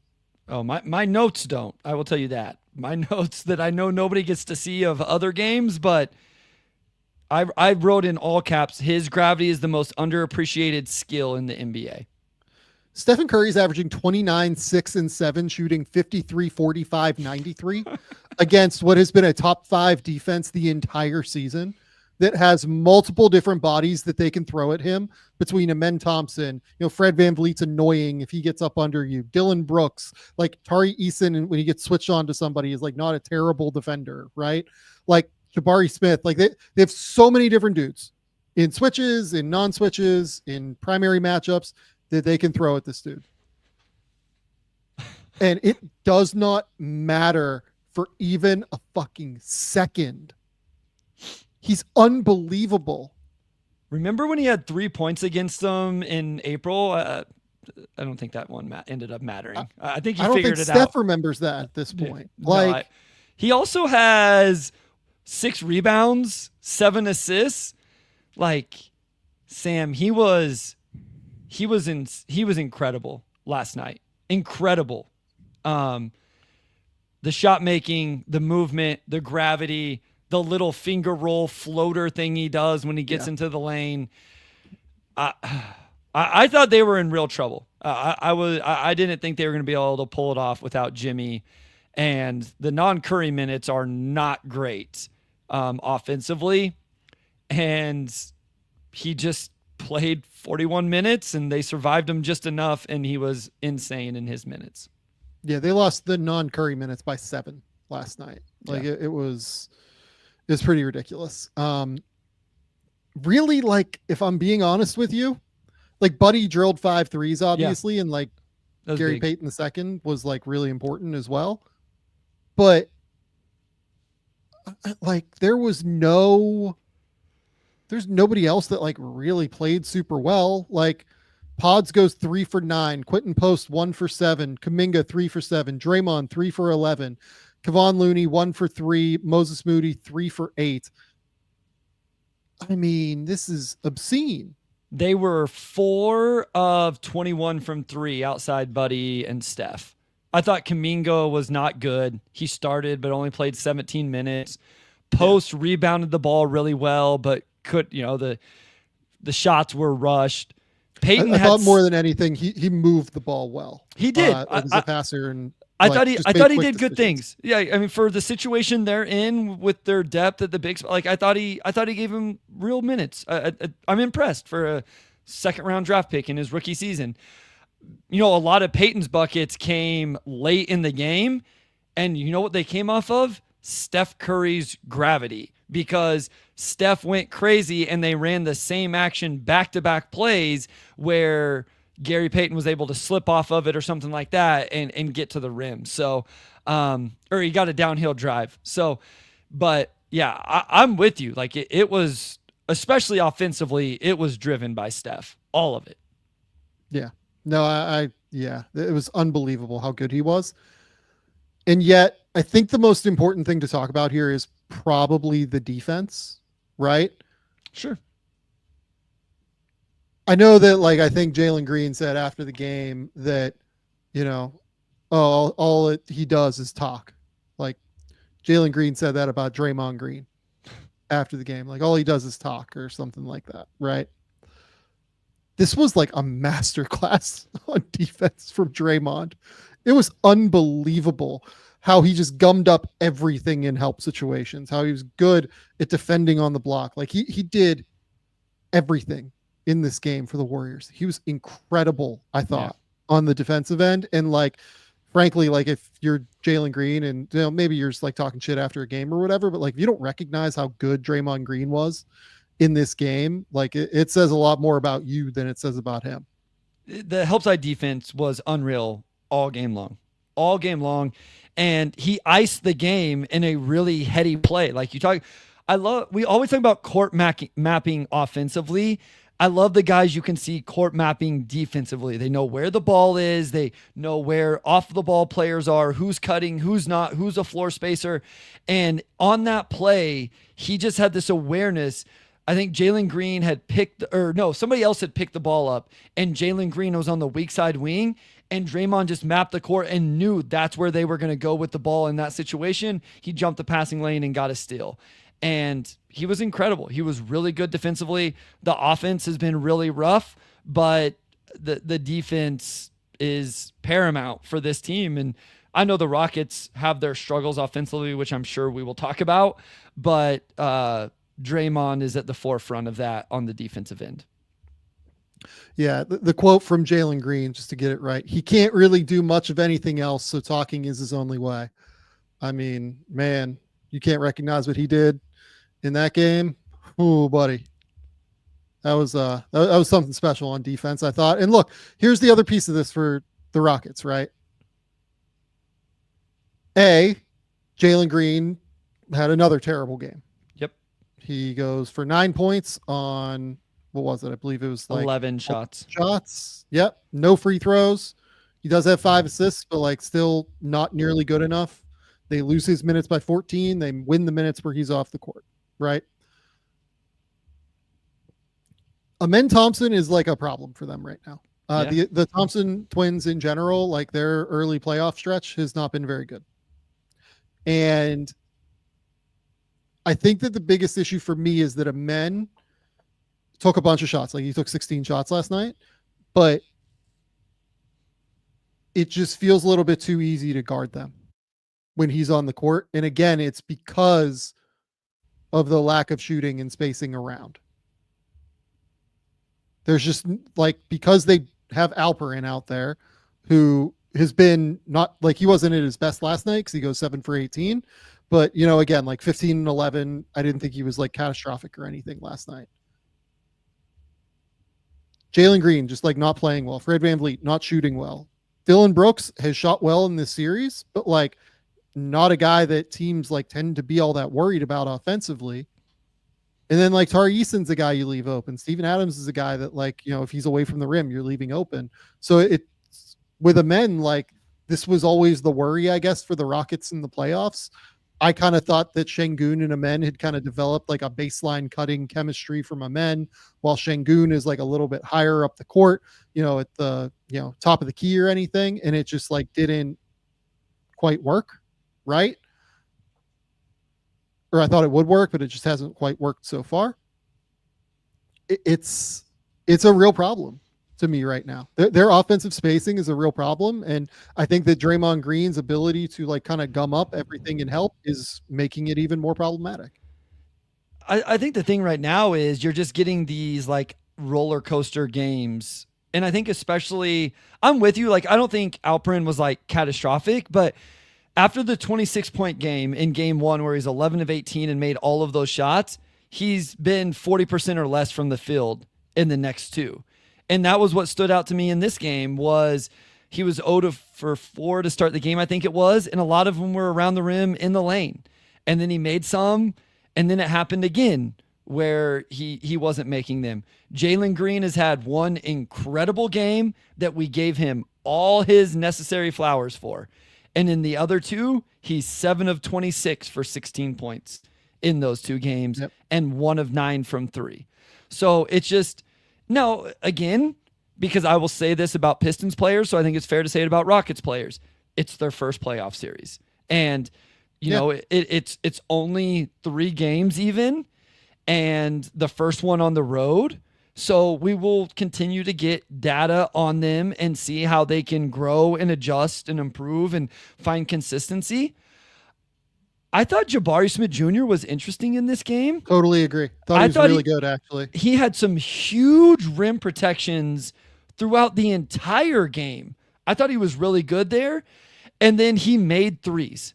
To your point about guys being able to make shots, and there was a huge momentum-breaking one off of Fred VanVleet driving kick. I thought Jabari was really good in this game. He may be the Rockets player that impressed me the most for this singular game in terms of like above my expectations of what they were going to do. I thought he played really well. Yeah, I completely agree. I thought he played really, really well. I think his defensive activity, I think he's been like holding up a little bit better in switches than what I expected, because he does struggle with that a little bit in the regular season at times, like to be able to consistently hold up in those moments. I do wonder, like, if it's an adjustment they consider going to bring Amen off of the bench, honestly, because this is the thing they did early in the season, and they had success with it. Then Jabari got hurt, and they brought Amen into the starting lineup. And this comes from somebody who thinks that Amen was like, from the moment he entered the starting lineup, I thought he was the Rockets' best player in the back half of the season. I do just wonder if maybe there's a world where it helps their lineup balance a little bit more, even if you're playing, you know, Amen 35 minutes a night still, whatever it is. If you can get certain lineups out there more consistently that work a little bit better and differently against the Warriors starting lineups. But here's the thing, though, if Jimmy is back, I actually do think you need a man out there on the court for the defense to be able to have him guarding one of the two guys consistently. Yeah, no, it'll be interesting now where Ime goes in terms of, does he feel like they need to make adjustments based off what we've seen so far or not? And so, and it will be really interesting for the Warriors if Jimmy Butler gets back for the game on Monday. because it's a lot on Steph right now. He played 41 minutes in that game. He played 37-40 the games before. He's averaging almost 40 minutes a night right now, and he took 23 shots. Like, it's just a lot. And so, this Rockets team is physical and aggressive. He needs Jimmy back. So if he plays on Monday, obviously that would be huge for them. But I'm interested to see if Ime changes things around at all. Like, are there any adjustments rotationally or anything like that with this young team? And then just like on the Rockets as well, like, look, if their backcourt goes 9 for 25 with 4 free throw attempts, like, they just don't have a chance to win, I feel like. And that's the reality. Like, Fred has not shot well this series. And, just frankly, this season was not Fred's best shooting year, right? Like, he was under 35% from 3. I get it that, he's a smaller guy and he takes a lot of pull-ups, but just wasn't a good enough shooting year from Fred necessarily. And Jalen Green is too inconsistent. That's the reality. Like, if you're going to be the main guy, you can't have multiple games where you go for single digits and you shoot like 30% from the field or whatever he did, right? So, that's the biggest issue. They don't have a number one guy, and that will continue to be the main issue, I think, until they find one. I mean, Fred's 27-21 shooting splits right now. He's taking almost 10 threes a game, shooting 21%, only shot 6 free throws. And in this game, he actually started out really good. He knocked down his first 2 3-point attempts, had 11 points in the first 9 minutes, but that kind of tells you how it trailed off. He was 1 for 7 the rest of the way from 3 and had 6 points the rest of the game. And so that's just, like you said, that's just not enough from your backcourt. Agree. Okay, let's go to Denver and the Clippers now. One of the most fun endings I have seen. It was a first. It was a first time ever. Yeah. So Aaron Gordon, Jim Valvano, catches this thing. Shout out the NC State team in the 80s, and dunks it all in one motion, basically. And they somehow win this game after the Clippers scratched and clawed with a 32-10 run or something to be able to get this thing back in and to be able to tie it late and seemingly force it overtime. But Jokic misses the shot. Aaron Gordon's there to clean it up. Incredible. Second piece of this. This is the first game of the series where I felt like the Nuggets outplayed the Clippers over the course of the a larger swath of the game, right? Obviously, the Nuggets go on that crazy run to start the third quarter, or can't remember, the first half of the third quarter, it felt like, where they go on this crazy run to get up, 20 points. And then from there, that was after they were winning. They, were up at the end of the first quarter. They were up at halftime. They go on this crazy run. It really felt like this was setting up to be a full 4-quarter game from the Nuggets for the first time. Yeah. And then the fourth quarter happens, and I mean, it was just completely obscene what the Clippers did to get back into this game. It was unbelievable. You go into the fourth quarter, and Jokic makes that one shot from, I don't know, 10 feet or whatever, and it's a 22-point game at that point. And then Kawhi drives and makes a layup. Harden hits a little floater and one. Zubats, I think, catches a short roll, if I remember correctly, and hits a little kind of floatery vibe. And then Harden hits a layup. Kawhi drills a mid-range jumper. Powell drills a 3-pointer.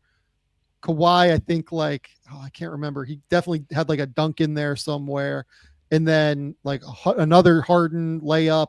It was just a crazy, crazy run to get them all the way back in. And it felt like they were going to win. And it felt like they were going to go up 3-1. They took the lead. Bogdan comes flying in for an offensive rebound where I think he rips it out of Jokic's hands and scores it to make it 97-96. And then Jokic drew the foul, tied it up. They got to stop. And the crazy thing is, it's still a 9-point game after even all of the things that I just mentioned. Yeah. And Kawhi dunks one, Jokic like tips one in, or not Jokic, Zubats, I'm sorry, tips one in. Norman Powell makes a three off Back to back. I think it was like a Zubats like DHO or something. And then Powell makes another three off of if I remember correctly, it was like a kick out or something, or like a kick ahead of some sort. And then, like you said, that gets the Bogdan, offensive rebound, to happen. Like that gets them the lead. Like it was a crazy 12-0 run in like a 2-minute stretch. Yeah, no, it was Norm Powell had a really good game. He was a bucket in this game. And, which is something to watch for moving forward with him. We've kind of talked about the different aspects of this team and, felt like he was a little slow going, in April and then the first 2 games of the series, but now back-to-back 20-point games, over 50% from the field, shooting it well from 3, 7 of 16 in the last 2. And so for this series in general, that's now essentially a best of 3, I think getting Norm Powell going is huge for the Clippers, even though it didn't end up resulting in a win in this game. My biggest takeaway was some of the stuff the Nuggets did schematically. I thought they came out and said, Kawhi's not going to give us 35 or 40. And they were just throwing bodies at him and throwing bodies at him and throwing doubles. And part of that was then Zubac became a huge part of the offense. I mean, he is anyway, but he was having to make a lot of the decisions. And I think he ended up with 6 assists or something like that. So he's definitely capable, but Denver just said it's not going to be Kawhi. And then on the offensive end, I thought they did some really nice things. I already mentioned this earlier, but just getting Jokic easier looks. They set a double drag into a double back screen to get him a post up. They ran a baseline out of bounds to get him a catch and shoot 3. Just some creative stuff to make his life easier a couple times a quarter, which is, I think I said 1 every 10 possessions. That's probably aggressive. But it's just because he's the best player in the world doesn't mean you can't try and make his life a little bit easier at times, especially whenever he's playing 43 minutes, because right. they can't survive the Denver can't survive the non-Jokic minutes, because as good as Jamal Murray can be, the Clippers have too much defensively that they can throw at him. So it's tough. But again, to that point, again, the Nuggets only lose the non-Jokic minutes by 2. Yeah, in this game. Sure. I think honestly, I think DeAndre Jordan did some. I think he drew a weird foul, got to the free throw line. I feel like he only had 2 points in those 5 minutes. Maybe I'm overcompensating there. For some reason I thought he was a little bit impactful, but anyway, sorry. Yeah, it just feels like to me that's the biggest issue with this series. And I didn't think Bogdan was as terrible in this game as he has been in the first 3 games. Agreed. But that's the problem, is they're not hammering the non-Jokic minutes enough. That's what you have to do. Against the Nuggets, it's incredibly obvious. You have to hammer the non-Jokic minutes. And if you don't, then there's a good shot the Nuggets are going to beat you. Now, the thing is that this Clippers team just has an incredible, mismatch situation on their starting lineup, where you have Chris Dunn and Zubats, both of whom are guys you would make in a lab to defend Jokic and Jamal Murray, right?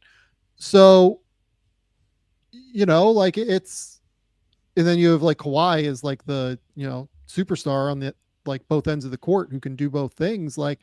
It becomes harder. It becomes really, really difficult for the Nuggets. And that's why this has been, I don't know, I guess a close series. I would say that the Clippers have probably won, I don't know, there've been 8 halves in this series, and they've probably won 6 of them, right? I looked this up earlier because I wanted to see where the Pistons were at. The Clippers have the 3rd best net rating in the playoffs, and I realize we're small sample size here. I get it, but the Cavs have the best, the Thunder have the 2nd best, and then it's the Clippers.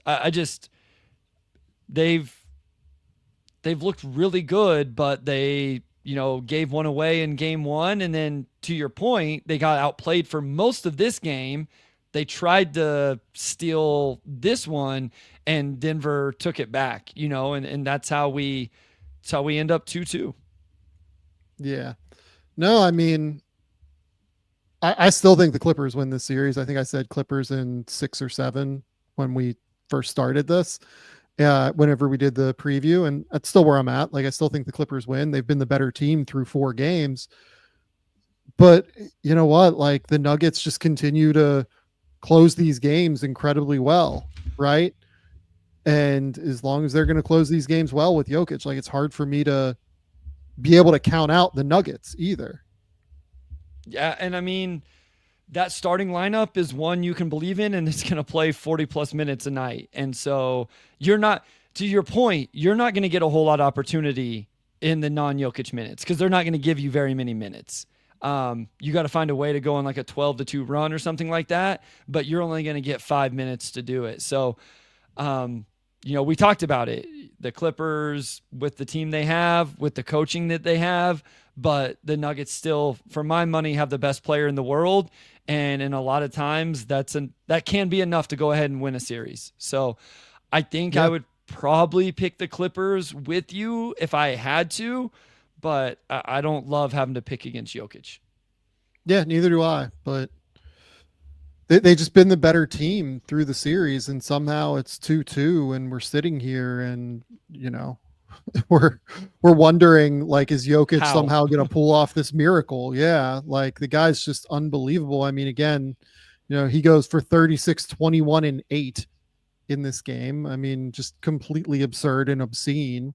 14 for 25 from the field, 3 of 6 from 3. Like, I mean, Zubats is doing about as well as you can possibly do. Yeah, sure. Against somebody. Like, he's working his balls off. Like, he's contacting him high up the court. He's making sure that, like, he can't get deep position. And it just doesn't matter. Like, he's about as perfect a defender for Jokic as you can find. And he's still just absolutely cooking him because he's the best player offensively in the world. Like, it just doesn't matter. Yeah. So, yeah. That guy can win 2 out of 3. We're in a best of 3 now. Series.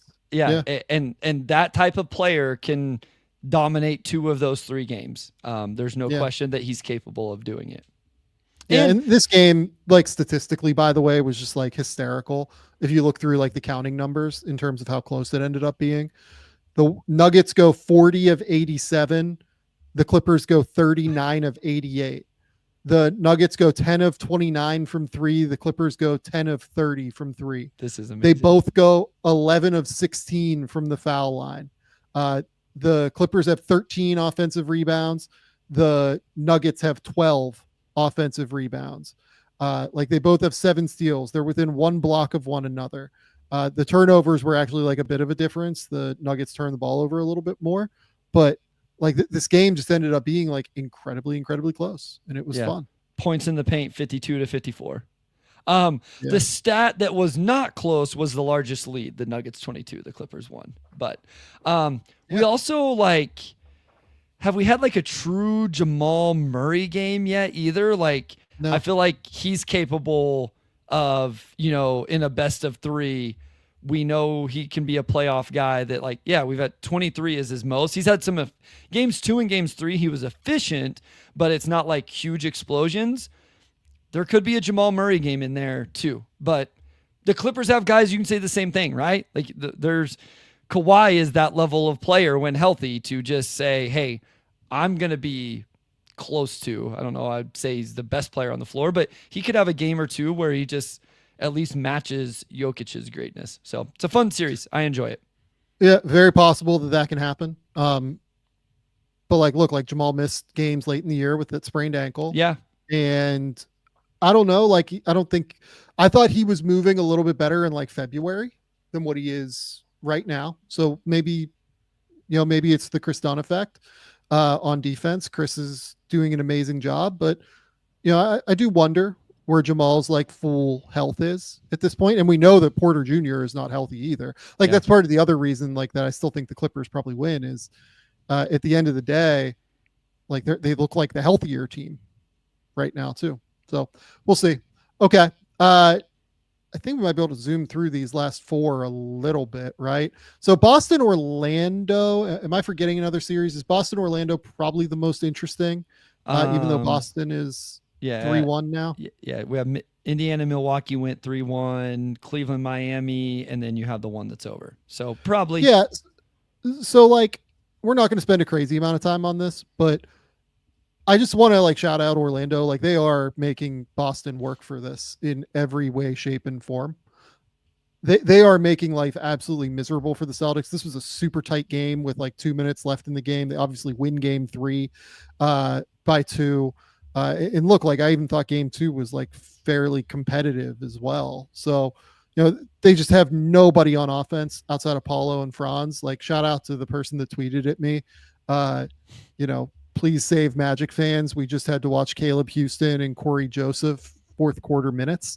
Like that is what this feels like, that this is where we're stuck at. And like Corey Joseph, I thought played pretty well today, but anybody that thought Corey Joseph was going to be starting in the playoffs at 33 years old in 2025, like I will disagree that you thought that, sir.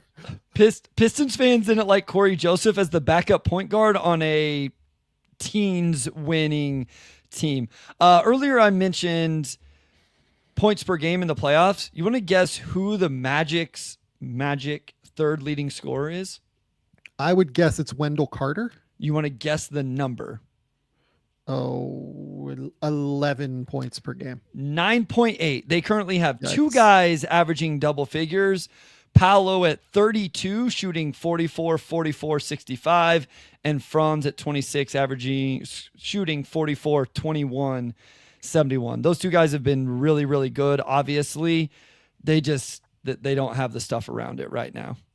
Yeah, I mean, like kudos to them on defense for like Yes. fighting and scratching and clawing. Yes, like absolutely. like I think Paulo has been like pretty good on defense in this series. I think Franz has been great on defense in this series. I mean, again, like KCP, Corey Joseph, like both those guys like fight and scratch and claw on defense as well. Anthony Black, I think, has had some moments on defense, at least in this series. Like they really have played well on that end of the court. They have, like, Boston has scored 103, 109, 95, and 107. Like, this is a historic team offensively, and they are finding ways to like sell out at the 3-point line and stop them from getting their volume up in the way that they typically do. It's incredible. It's truly incredible. And yet, like, Jason Tatum is just like the best player on the court, and that is all that really matters. Like, he goes for 37 and 14 tonight, drills all 14 of his free throws, still doesn't even look like 100% right now, and carries them to a win. Yeah, I was kind of looking at the 3-point numbers. I'd have to dive a little bit deeper because I know like pace of play is a little bit different, but they just have them way lower on 3-point. I mean, I think here's the most telling stat. The Celtics are 11th in these playoffs in 3-point attempts right now, for a team that, that's not who they are in a regular season, where they were first by over 6 per game. So, and I think that's what Orlando does, because they run it around and they recover and they're long and they play extremely hard. And I think you're absolutely right. They deserve a lot of credit for how competitive these games have been, how they've been able to defend. And I think Magic fans should be excited about the young duo of Paolo Banchero and Franz Wagner, because that is, I was thinking about that as I was watching it today. When those guys are at their very best, whatever that looks like, how many teams have 2 defenders that can match up with those body types and skill sets if you have real floor spacing and the necessary tools around them on the offensive end? That's going to be a nightmare, where almost every game one of those guys is going to have a very advantageous matchup to attack. Yeah, and someone asked, like, what difference do Jalen Suggs and Mo Wagner make? Honestly, I don't think that big of a difference. Like, Suggs would help on offense a little bit, and he'd be a better defender, but I don't know. Like, there are moments in this series where I think Boston is like playing with its food a little bit too, in terms of their offensive execution. And they haven't had Drew Holiday for the last 2 games or something like. Yeah. Here's where the difference would be. Vicinity is they wouldn't be the 7 seed is the difference. If Jalen Suggs had played more games this year, and Mo Wagner, they wouldn't be That's playing absolutely this. It. They'd be they'd be playing the Knicks right now, or they'd be playing, whatever. They'd be playing the Pacers. Like there'd be a different matchup, and then that's where the conversation happens.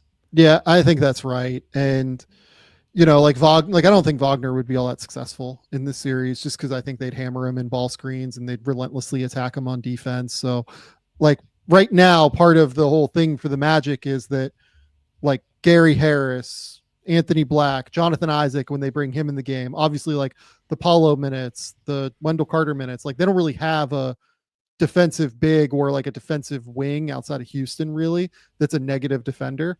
And like with Mo, like that's what you take off the court a little bit to get the offense on, is you're taking a little bit of the defense off. So I don't think Wagner would have helped much. I think Suggs would help a little bit for sure.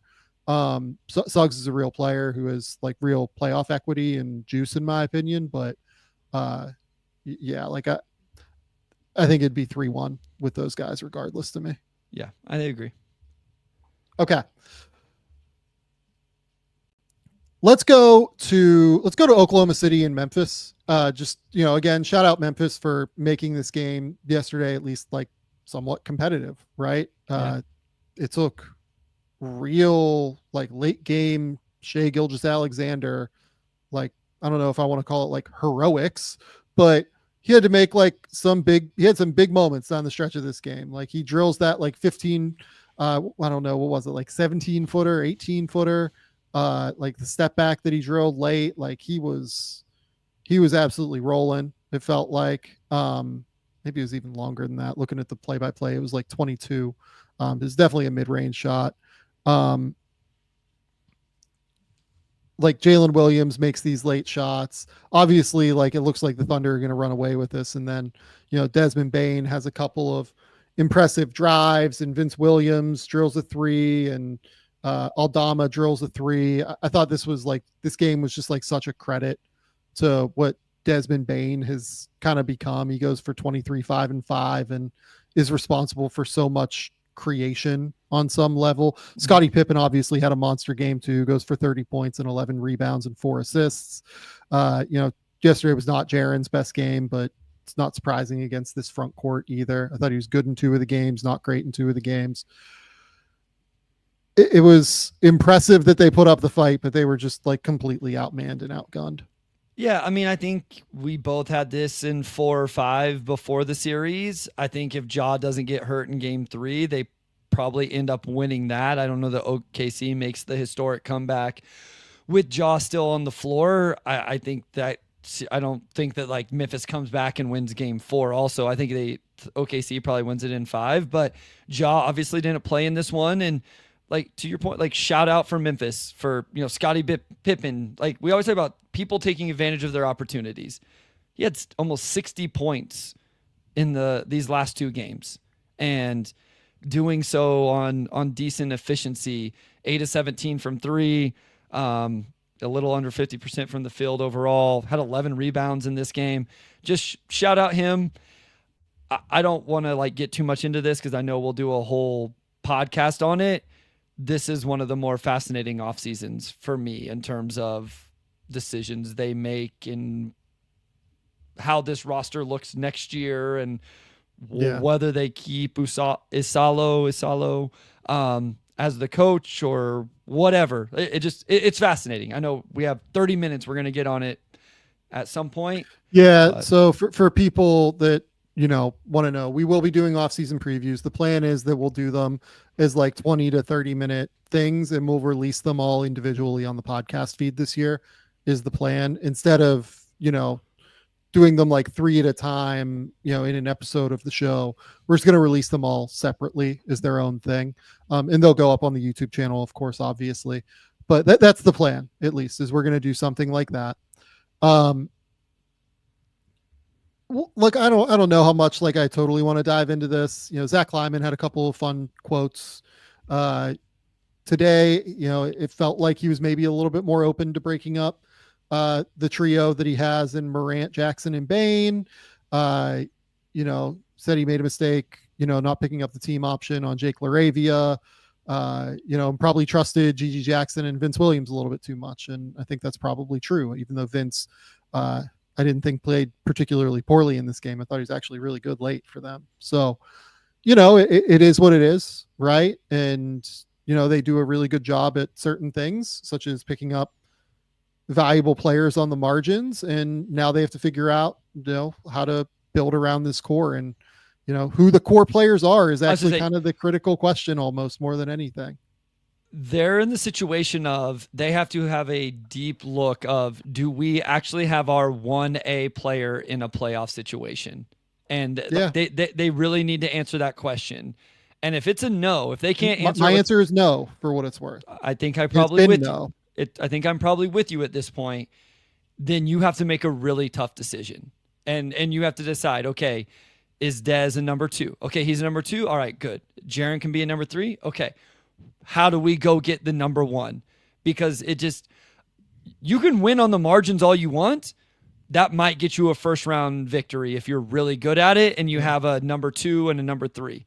You're not winning a championship, in my opinion, in general, for the most part, unless you have a true number 1. And so if they don't think they have that, then they better set course to find it. A question I got asked by like someone that works for an NBA front office was, if you were Phoenix, would you do Ja Morant and a first round pick for Devin Booker? If I was Phoenix? Yeah. No. Knowing that Devin Booker is coming off of like, I don't know, like a year that was frustrating and disappointing in some regards, in all honesty. I don't think I would do that either if I was Phoenix, for what it's worth. You know, is there something there that you could add to Morant, like to try and like reset potentially, is kind of my idea. If I'm Phoenix, I would rather like give me picks and young guys I could be excited about and stuff like that. Like, yeah, but we know Phoenix isn't going to think like that. Like, they're going to want to stay competitive. Fair enough. True. Yeah. Yeah. I mean, that was an interesting idea to me. If like Phoenix just decides we need to kind of move forward from this thing and kind of figure out a different thing. Booker's like, I don't think it's Durant, because Durant's like not on these guys' age timeline, but Booker's like a little bit closer to the Jaren, Ja, and Desmond age timeline. Like, yeah, that's that was one that was like, okay, like two guys that didn't have the best years. You know, I think Devin is more valuable certainly than Ja Morant. Is there something there? Was kind of interesting. I find that interesting for Memphis. I don't know if I'm Phoenix, I don't know what it would take for that to actually happen though. So yeah. Look, like it was just an idea. Like I don't think that anything like that actually happens. Let's go to Cavs Heat real quick, just because, like, I mean, this is a series has never been more over than this one. I was gonna say over, and then I was like, okay, do I want to say that? That seems, yeah. But the series has never been more over without actually being over. It feels like. I mean, Darius didn't even play yesterday, and they crushed him. They win by 37 without Darius Garland. I thought Jared Allen was really good. Mm-hmm. I thought that DeAndre Hunter played really well. Like, he drilled 5 threes and attacked relentlessly. Ty Jerome was obviously really good. He had 13 and 11 assists with 0 turnovers. Yeah, I mean, just totally, the Heat are like totally outgunned and outmanned. Like, that's the issue here. Yep. I mean, we seem to be on a collision course to the series that I would be very excited about, which is Cavs Pacers.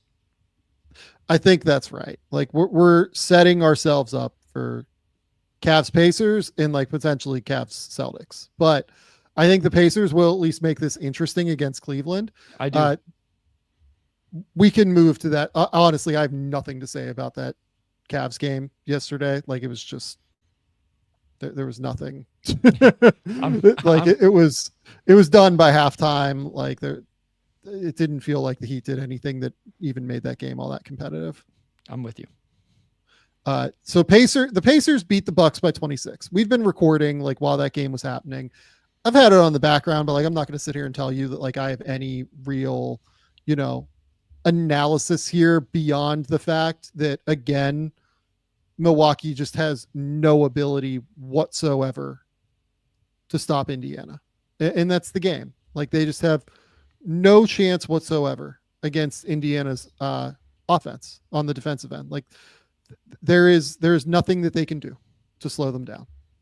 Yeah, I mean, it's too fast paced. We've talked about it so much. I think there was a game in the regular season where we both came back and we were just like, the Bucks just don't look athletic enough, especially outside of Giannis. Yep. Kuzma has been disaster. Is that a fair enough word? No, totally. It's the most fair word. It's a total disaster. Yeah, it has been a disaster. They stole one behind a huge Gary Trent Jr. game. Giannis is doing his thing, but he can only do so much. Obviously the Dame stuff tonight. And yeah, you're right. They can't guard them. They can't play at that pace. They can't play at that intensity. Yeah. There were times. What do you think happens with Brook Lopez this offseason, Sam? Because there was times during the regular season where I watched some games and I'm like, this is starting to concern me at his age and his size.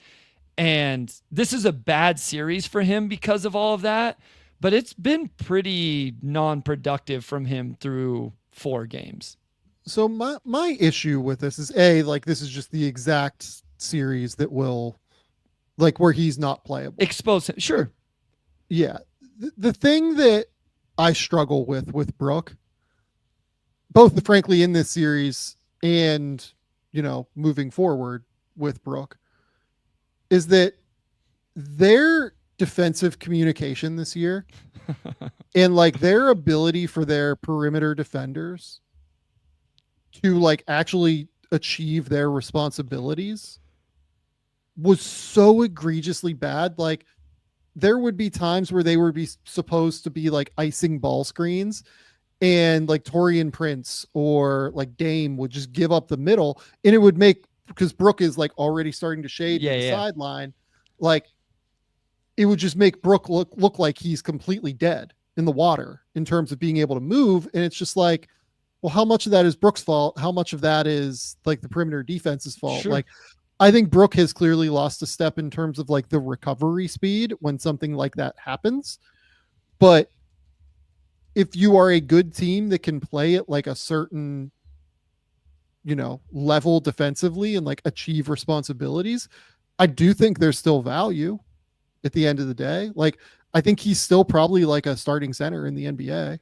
It's just interesting because he is a guy that's going to he's an unrestricted free agent, and so Yes. it's and I can't imagine he's staying there. And that's what's what is Milwaukee going to do? Especially quite frankly, if the injury to Dame is what some reports have been, that makes next season really interesting for them. With him an unrestricted free agent, I mean, he's probably the second. He's got to be the second. I haven't looked at the free. Got to be the second best center on the market, right, behind Miles Turner. And I assume Turner among will the guys back. that could leave. Yeah, I would think so.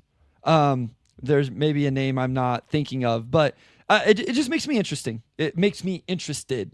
And I think I agree with you, for the record, that I think in the right defensive scheme that can cater to his drop coverage, where the perimeter defenders ice when they're supposed to ice, and over when they're supposed to over, and under when they're supposed to under, and recover and all of that stuff, I think he could still be effective, because then what he does on the offensive end can still be useful for sure.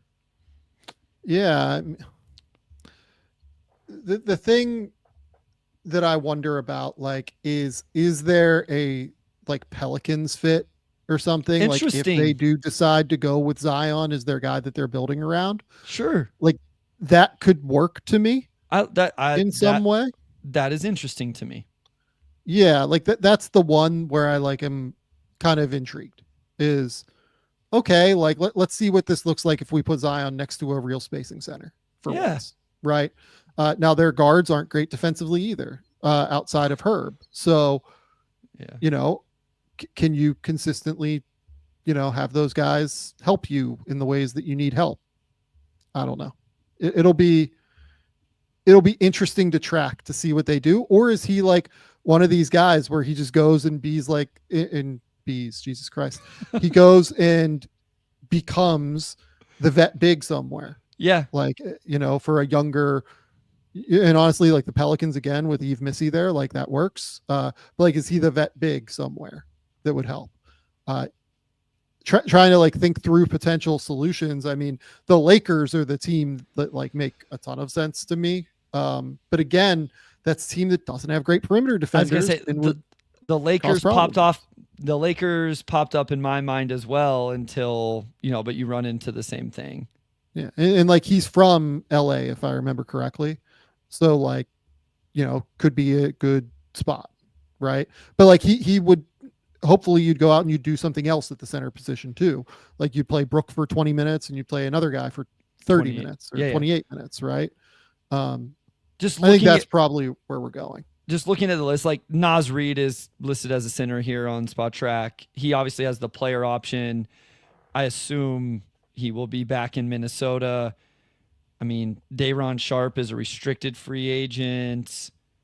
Not a whole lot else. So I just think because of that, Steven Adams is an unrestricted free agent. Capella is going to hit the market as well.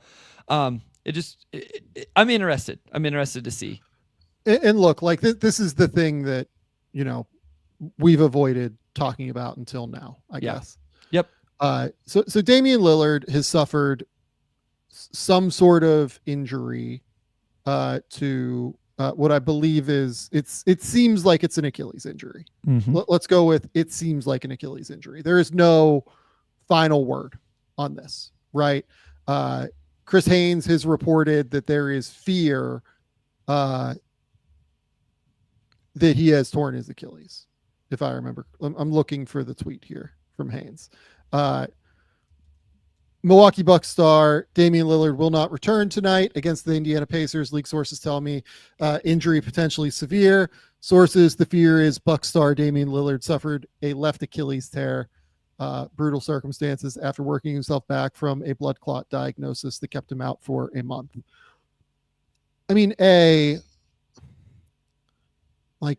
I don't know how connected these things were. Obviously, it's the other leg that the blood clot was in, but like, who knows what his conditioning was like? Like, he hasn't played well in the series, obviously.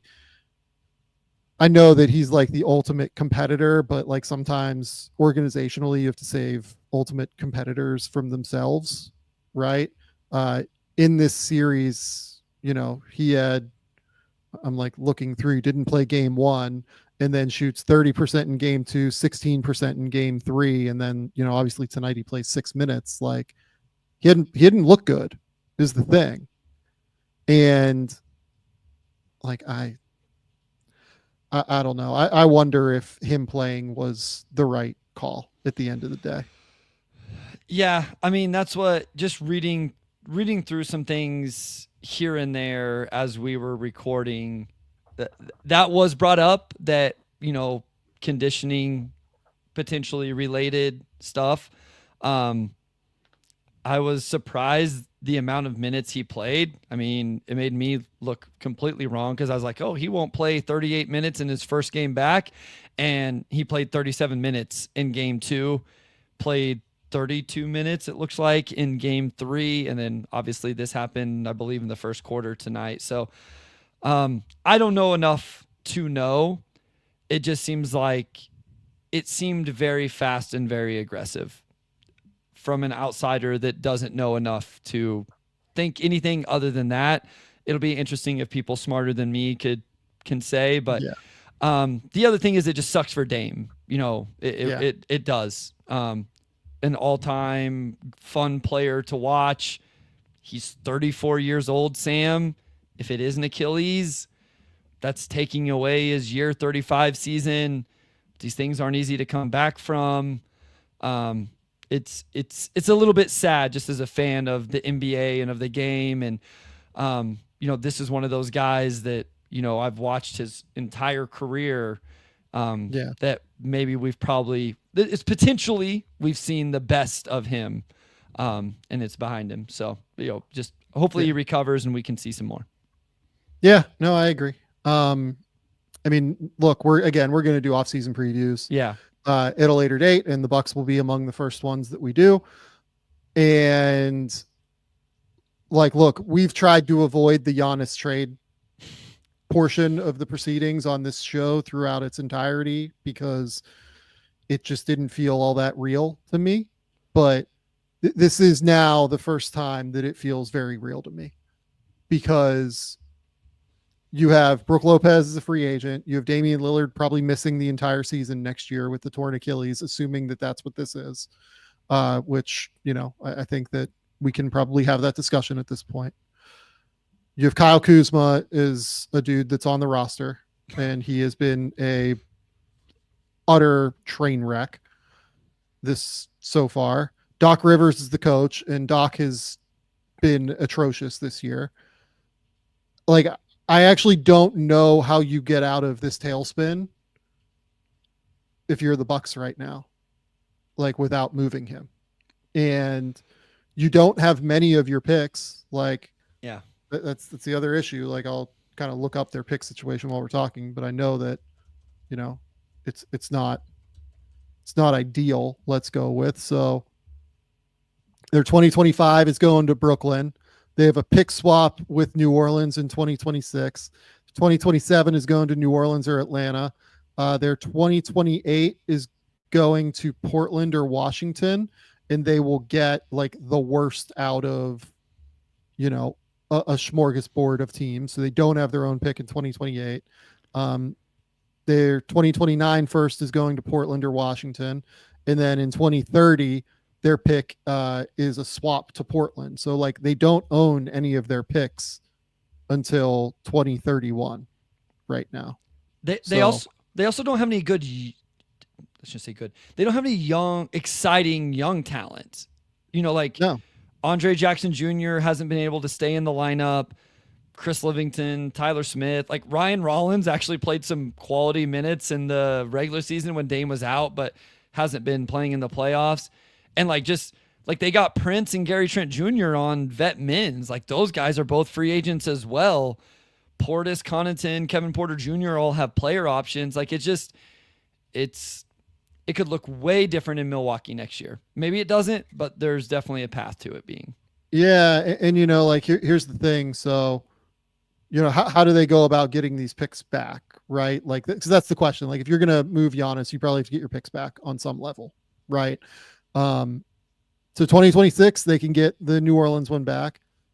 2027, I think that the most favorable goes to New Orleans. So like New Orleans would be the team there. So like those are two of the picks that you can get back. And then 2028, it looks like Portland has the most favorable one. In 2029, Portland has the most favorable one. And then 2030, Portland has the most favorable one. So like you almost need to try and execute a deal with like either New Orleans or Portland to get your picks back. Or all these picks from the Drew trade. The New Orleans picks are the Drew trade, and the Portland picks are the Lillard trade. So, like, off the top of my head, and when we do the, you know, breakdown or whatever, like the off-season preview, we'll talk about this. But I guess that'll probably be next week at this point when we'll have that up. Like, you could do Houston.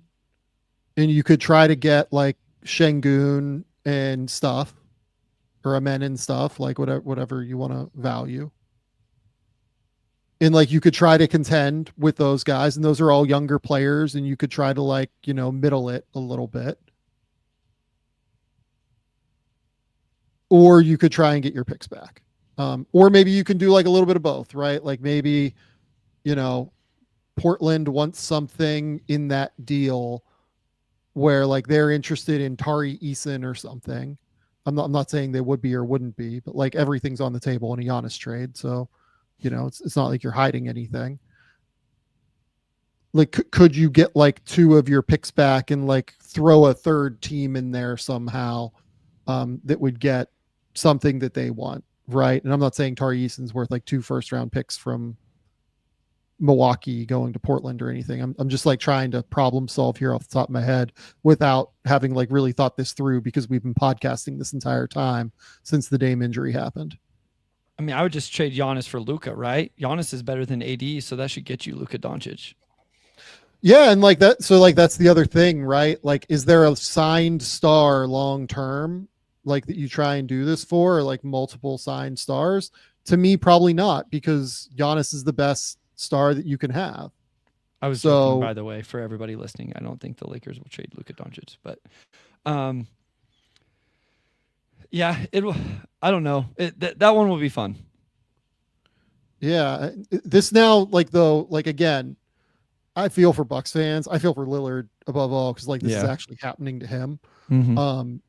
But like I really feel for Bucks fans, because this, like tonight, this became like very real now to me, where you do wonder, okay, like next year is a gap year. Like you can't triage this lineup enough to contend. There's nothing you can do really. And Giannis is 30, so he's like fine, but he's getting to the point where I don't know how many gap years you want to waste of his. I mean, this year kind of ended up being a waste because like they just never were able to put it together. And then like, is he going to want to sign up for a year without a number two? I mean, the roster is going to be worse next year if they just try to keep it together, I feel like. And so I don't know. I'm with you. I haven't ever really thought about it enough to take it serious. Tonight, it all of a sudden got real. And like you said, it sucks for Dame, and that's who you really feel bad for. But there seems like there will be some trickle-down effects of this injury beyond just how it affects Damian. And worth noting, Giannis has 2 years left guaranteed on his deal, and then has a player option in 2027, 28. So any team acquiring him like wouldn't have to even worry about extending him until next summer. Or even the summer. I can't remember. It's either next summer or the summer after that. He's extension eligible in 26. So, yeah, I mean, just trying to think through like other landing spot. I mean, look, we'll do this a different time, right? Because I don't really want to, try to think all the way through this. But off the top of my head, Houston's the immediate team that came to my mind. Yep. With all this, and you do like Şengün and a bunch of other things, like a lot of other things. I'm not saying it Şengün alone. It's Şengün plus 3 or 4 other significant assets. Yeah, for real Giannis. assets. Sure. Yeah.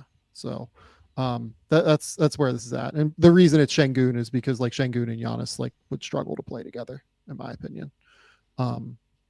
And like Toronto's another one I was trying to figure out. Like, could you do like Scotty in some way? But I think we're just kind of trying to throw things together off the top of my head. But Houston's off the top of my head, Houston's the one that makes the most sense. And this is like what Houston I think has been waiting for a little bit, is like a true like top 5 player to become available. Yeah. To make this work. So, and they can outbid everybody if they want. So that's the immediate team that came to mind. And we'll talk about that during their off-season preview. Bryce, tell the people where they can find your work. Tell the people what's going on. Yeah, I'm Motor City Hoops on Twitter, on Blue Sky, the Motor City Hoops Substack with analysis after every Pistons Knicks games. Haven't decided if I'm going to do a video breakdown of anything from Game 4. I'll decide tomorrow. I might wait and see how Game 5 goes. The Pistons Pulse podcast, we recorded that. If you just want like an hour of what happened in that game from a pretty Pistons perspective, but that's over on the Detroit Free Press YouTube. Otherwise, the Game Theory podcast right here with the Sam Vecenie. Go to The Athletic. Keep me employed over there. You have a mock draft coming this week. Someone asked earlier, like when the next draft content will be coming on this channel. We're going to get through the first round of the playoffs here and then like kind of regroup and figure all of that out. It's not impossible that next Sunday ends up being a mock draft episode, but we'll kind of figure that out as we go, I think is the plan. I think that's all we got here, Bryce. Until next time, we'll talk soon.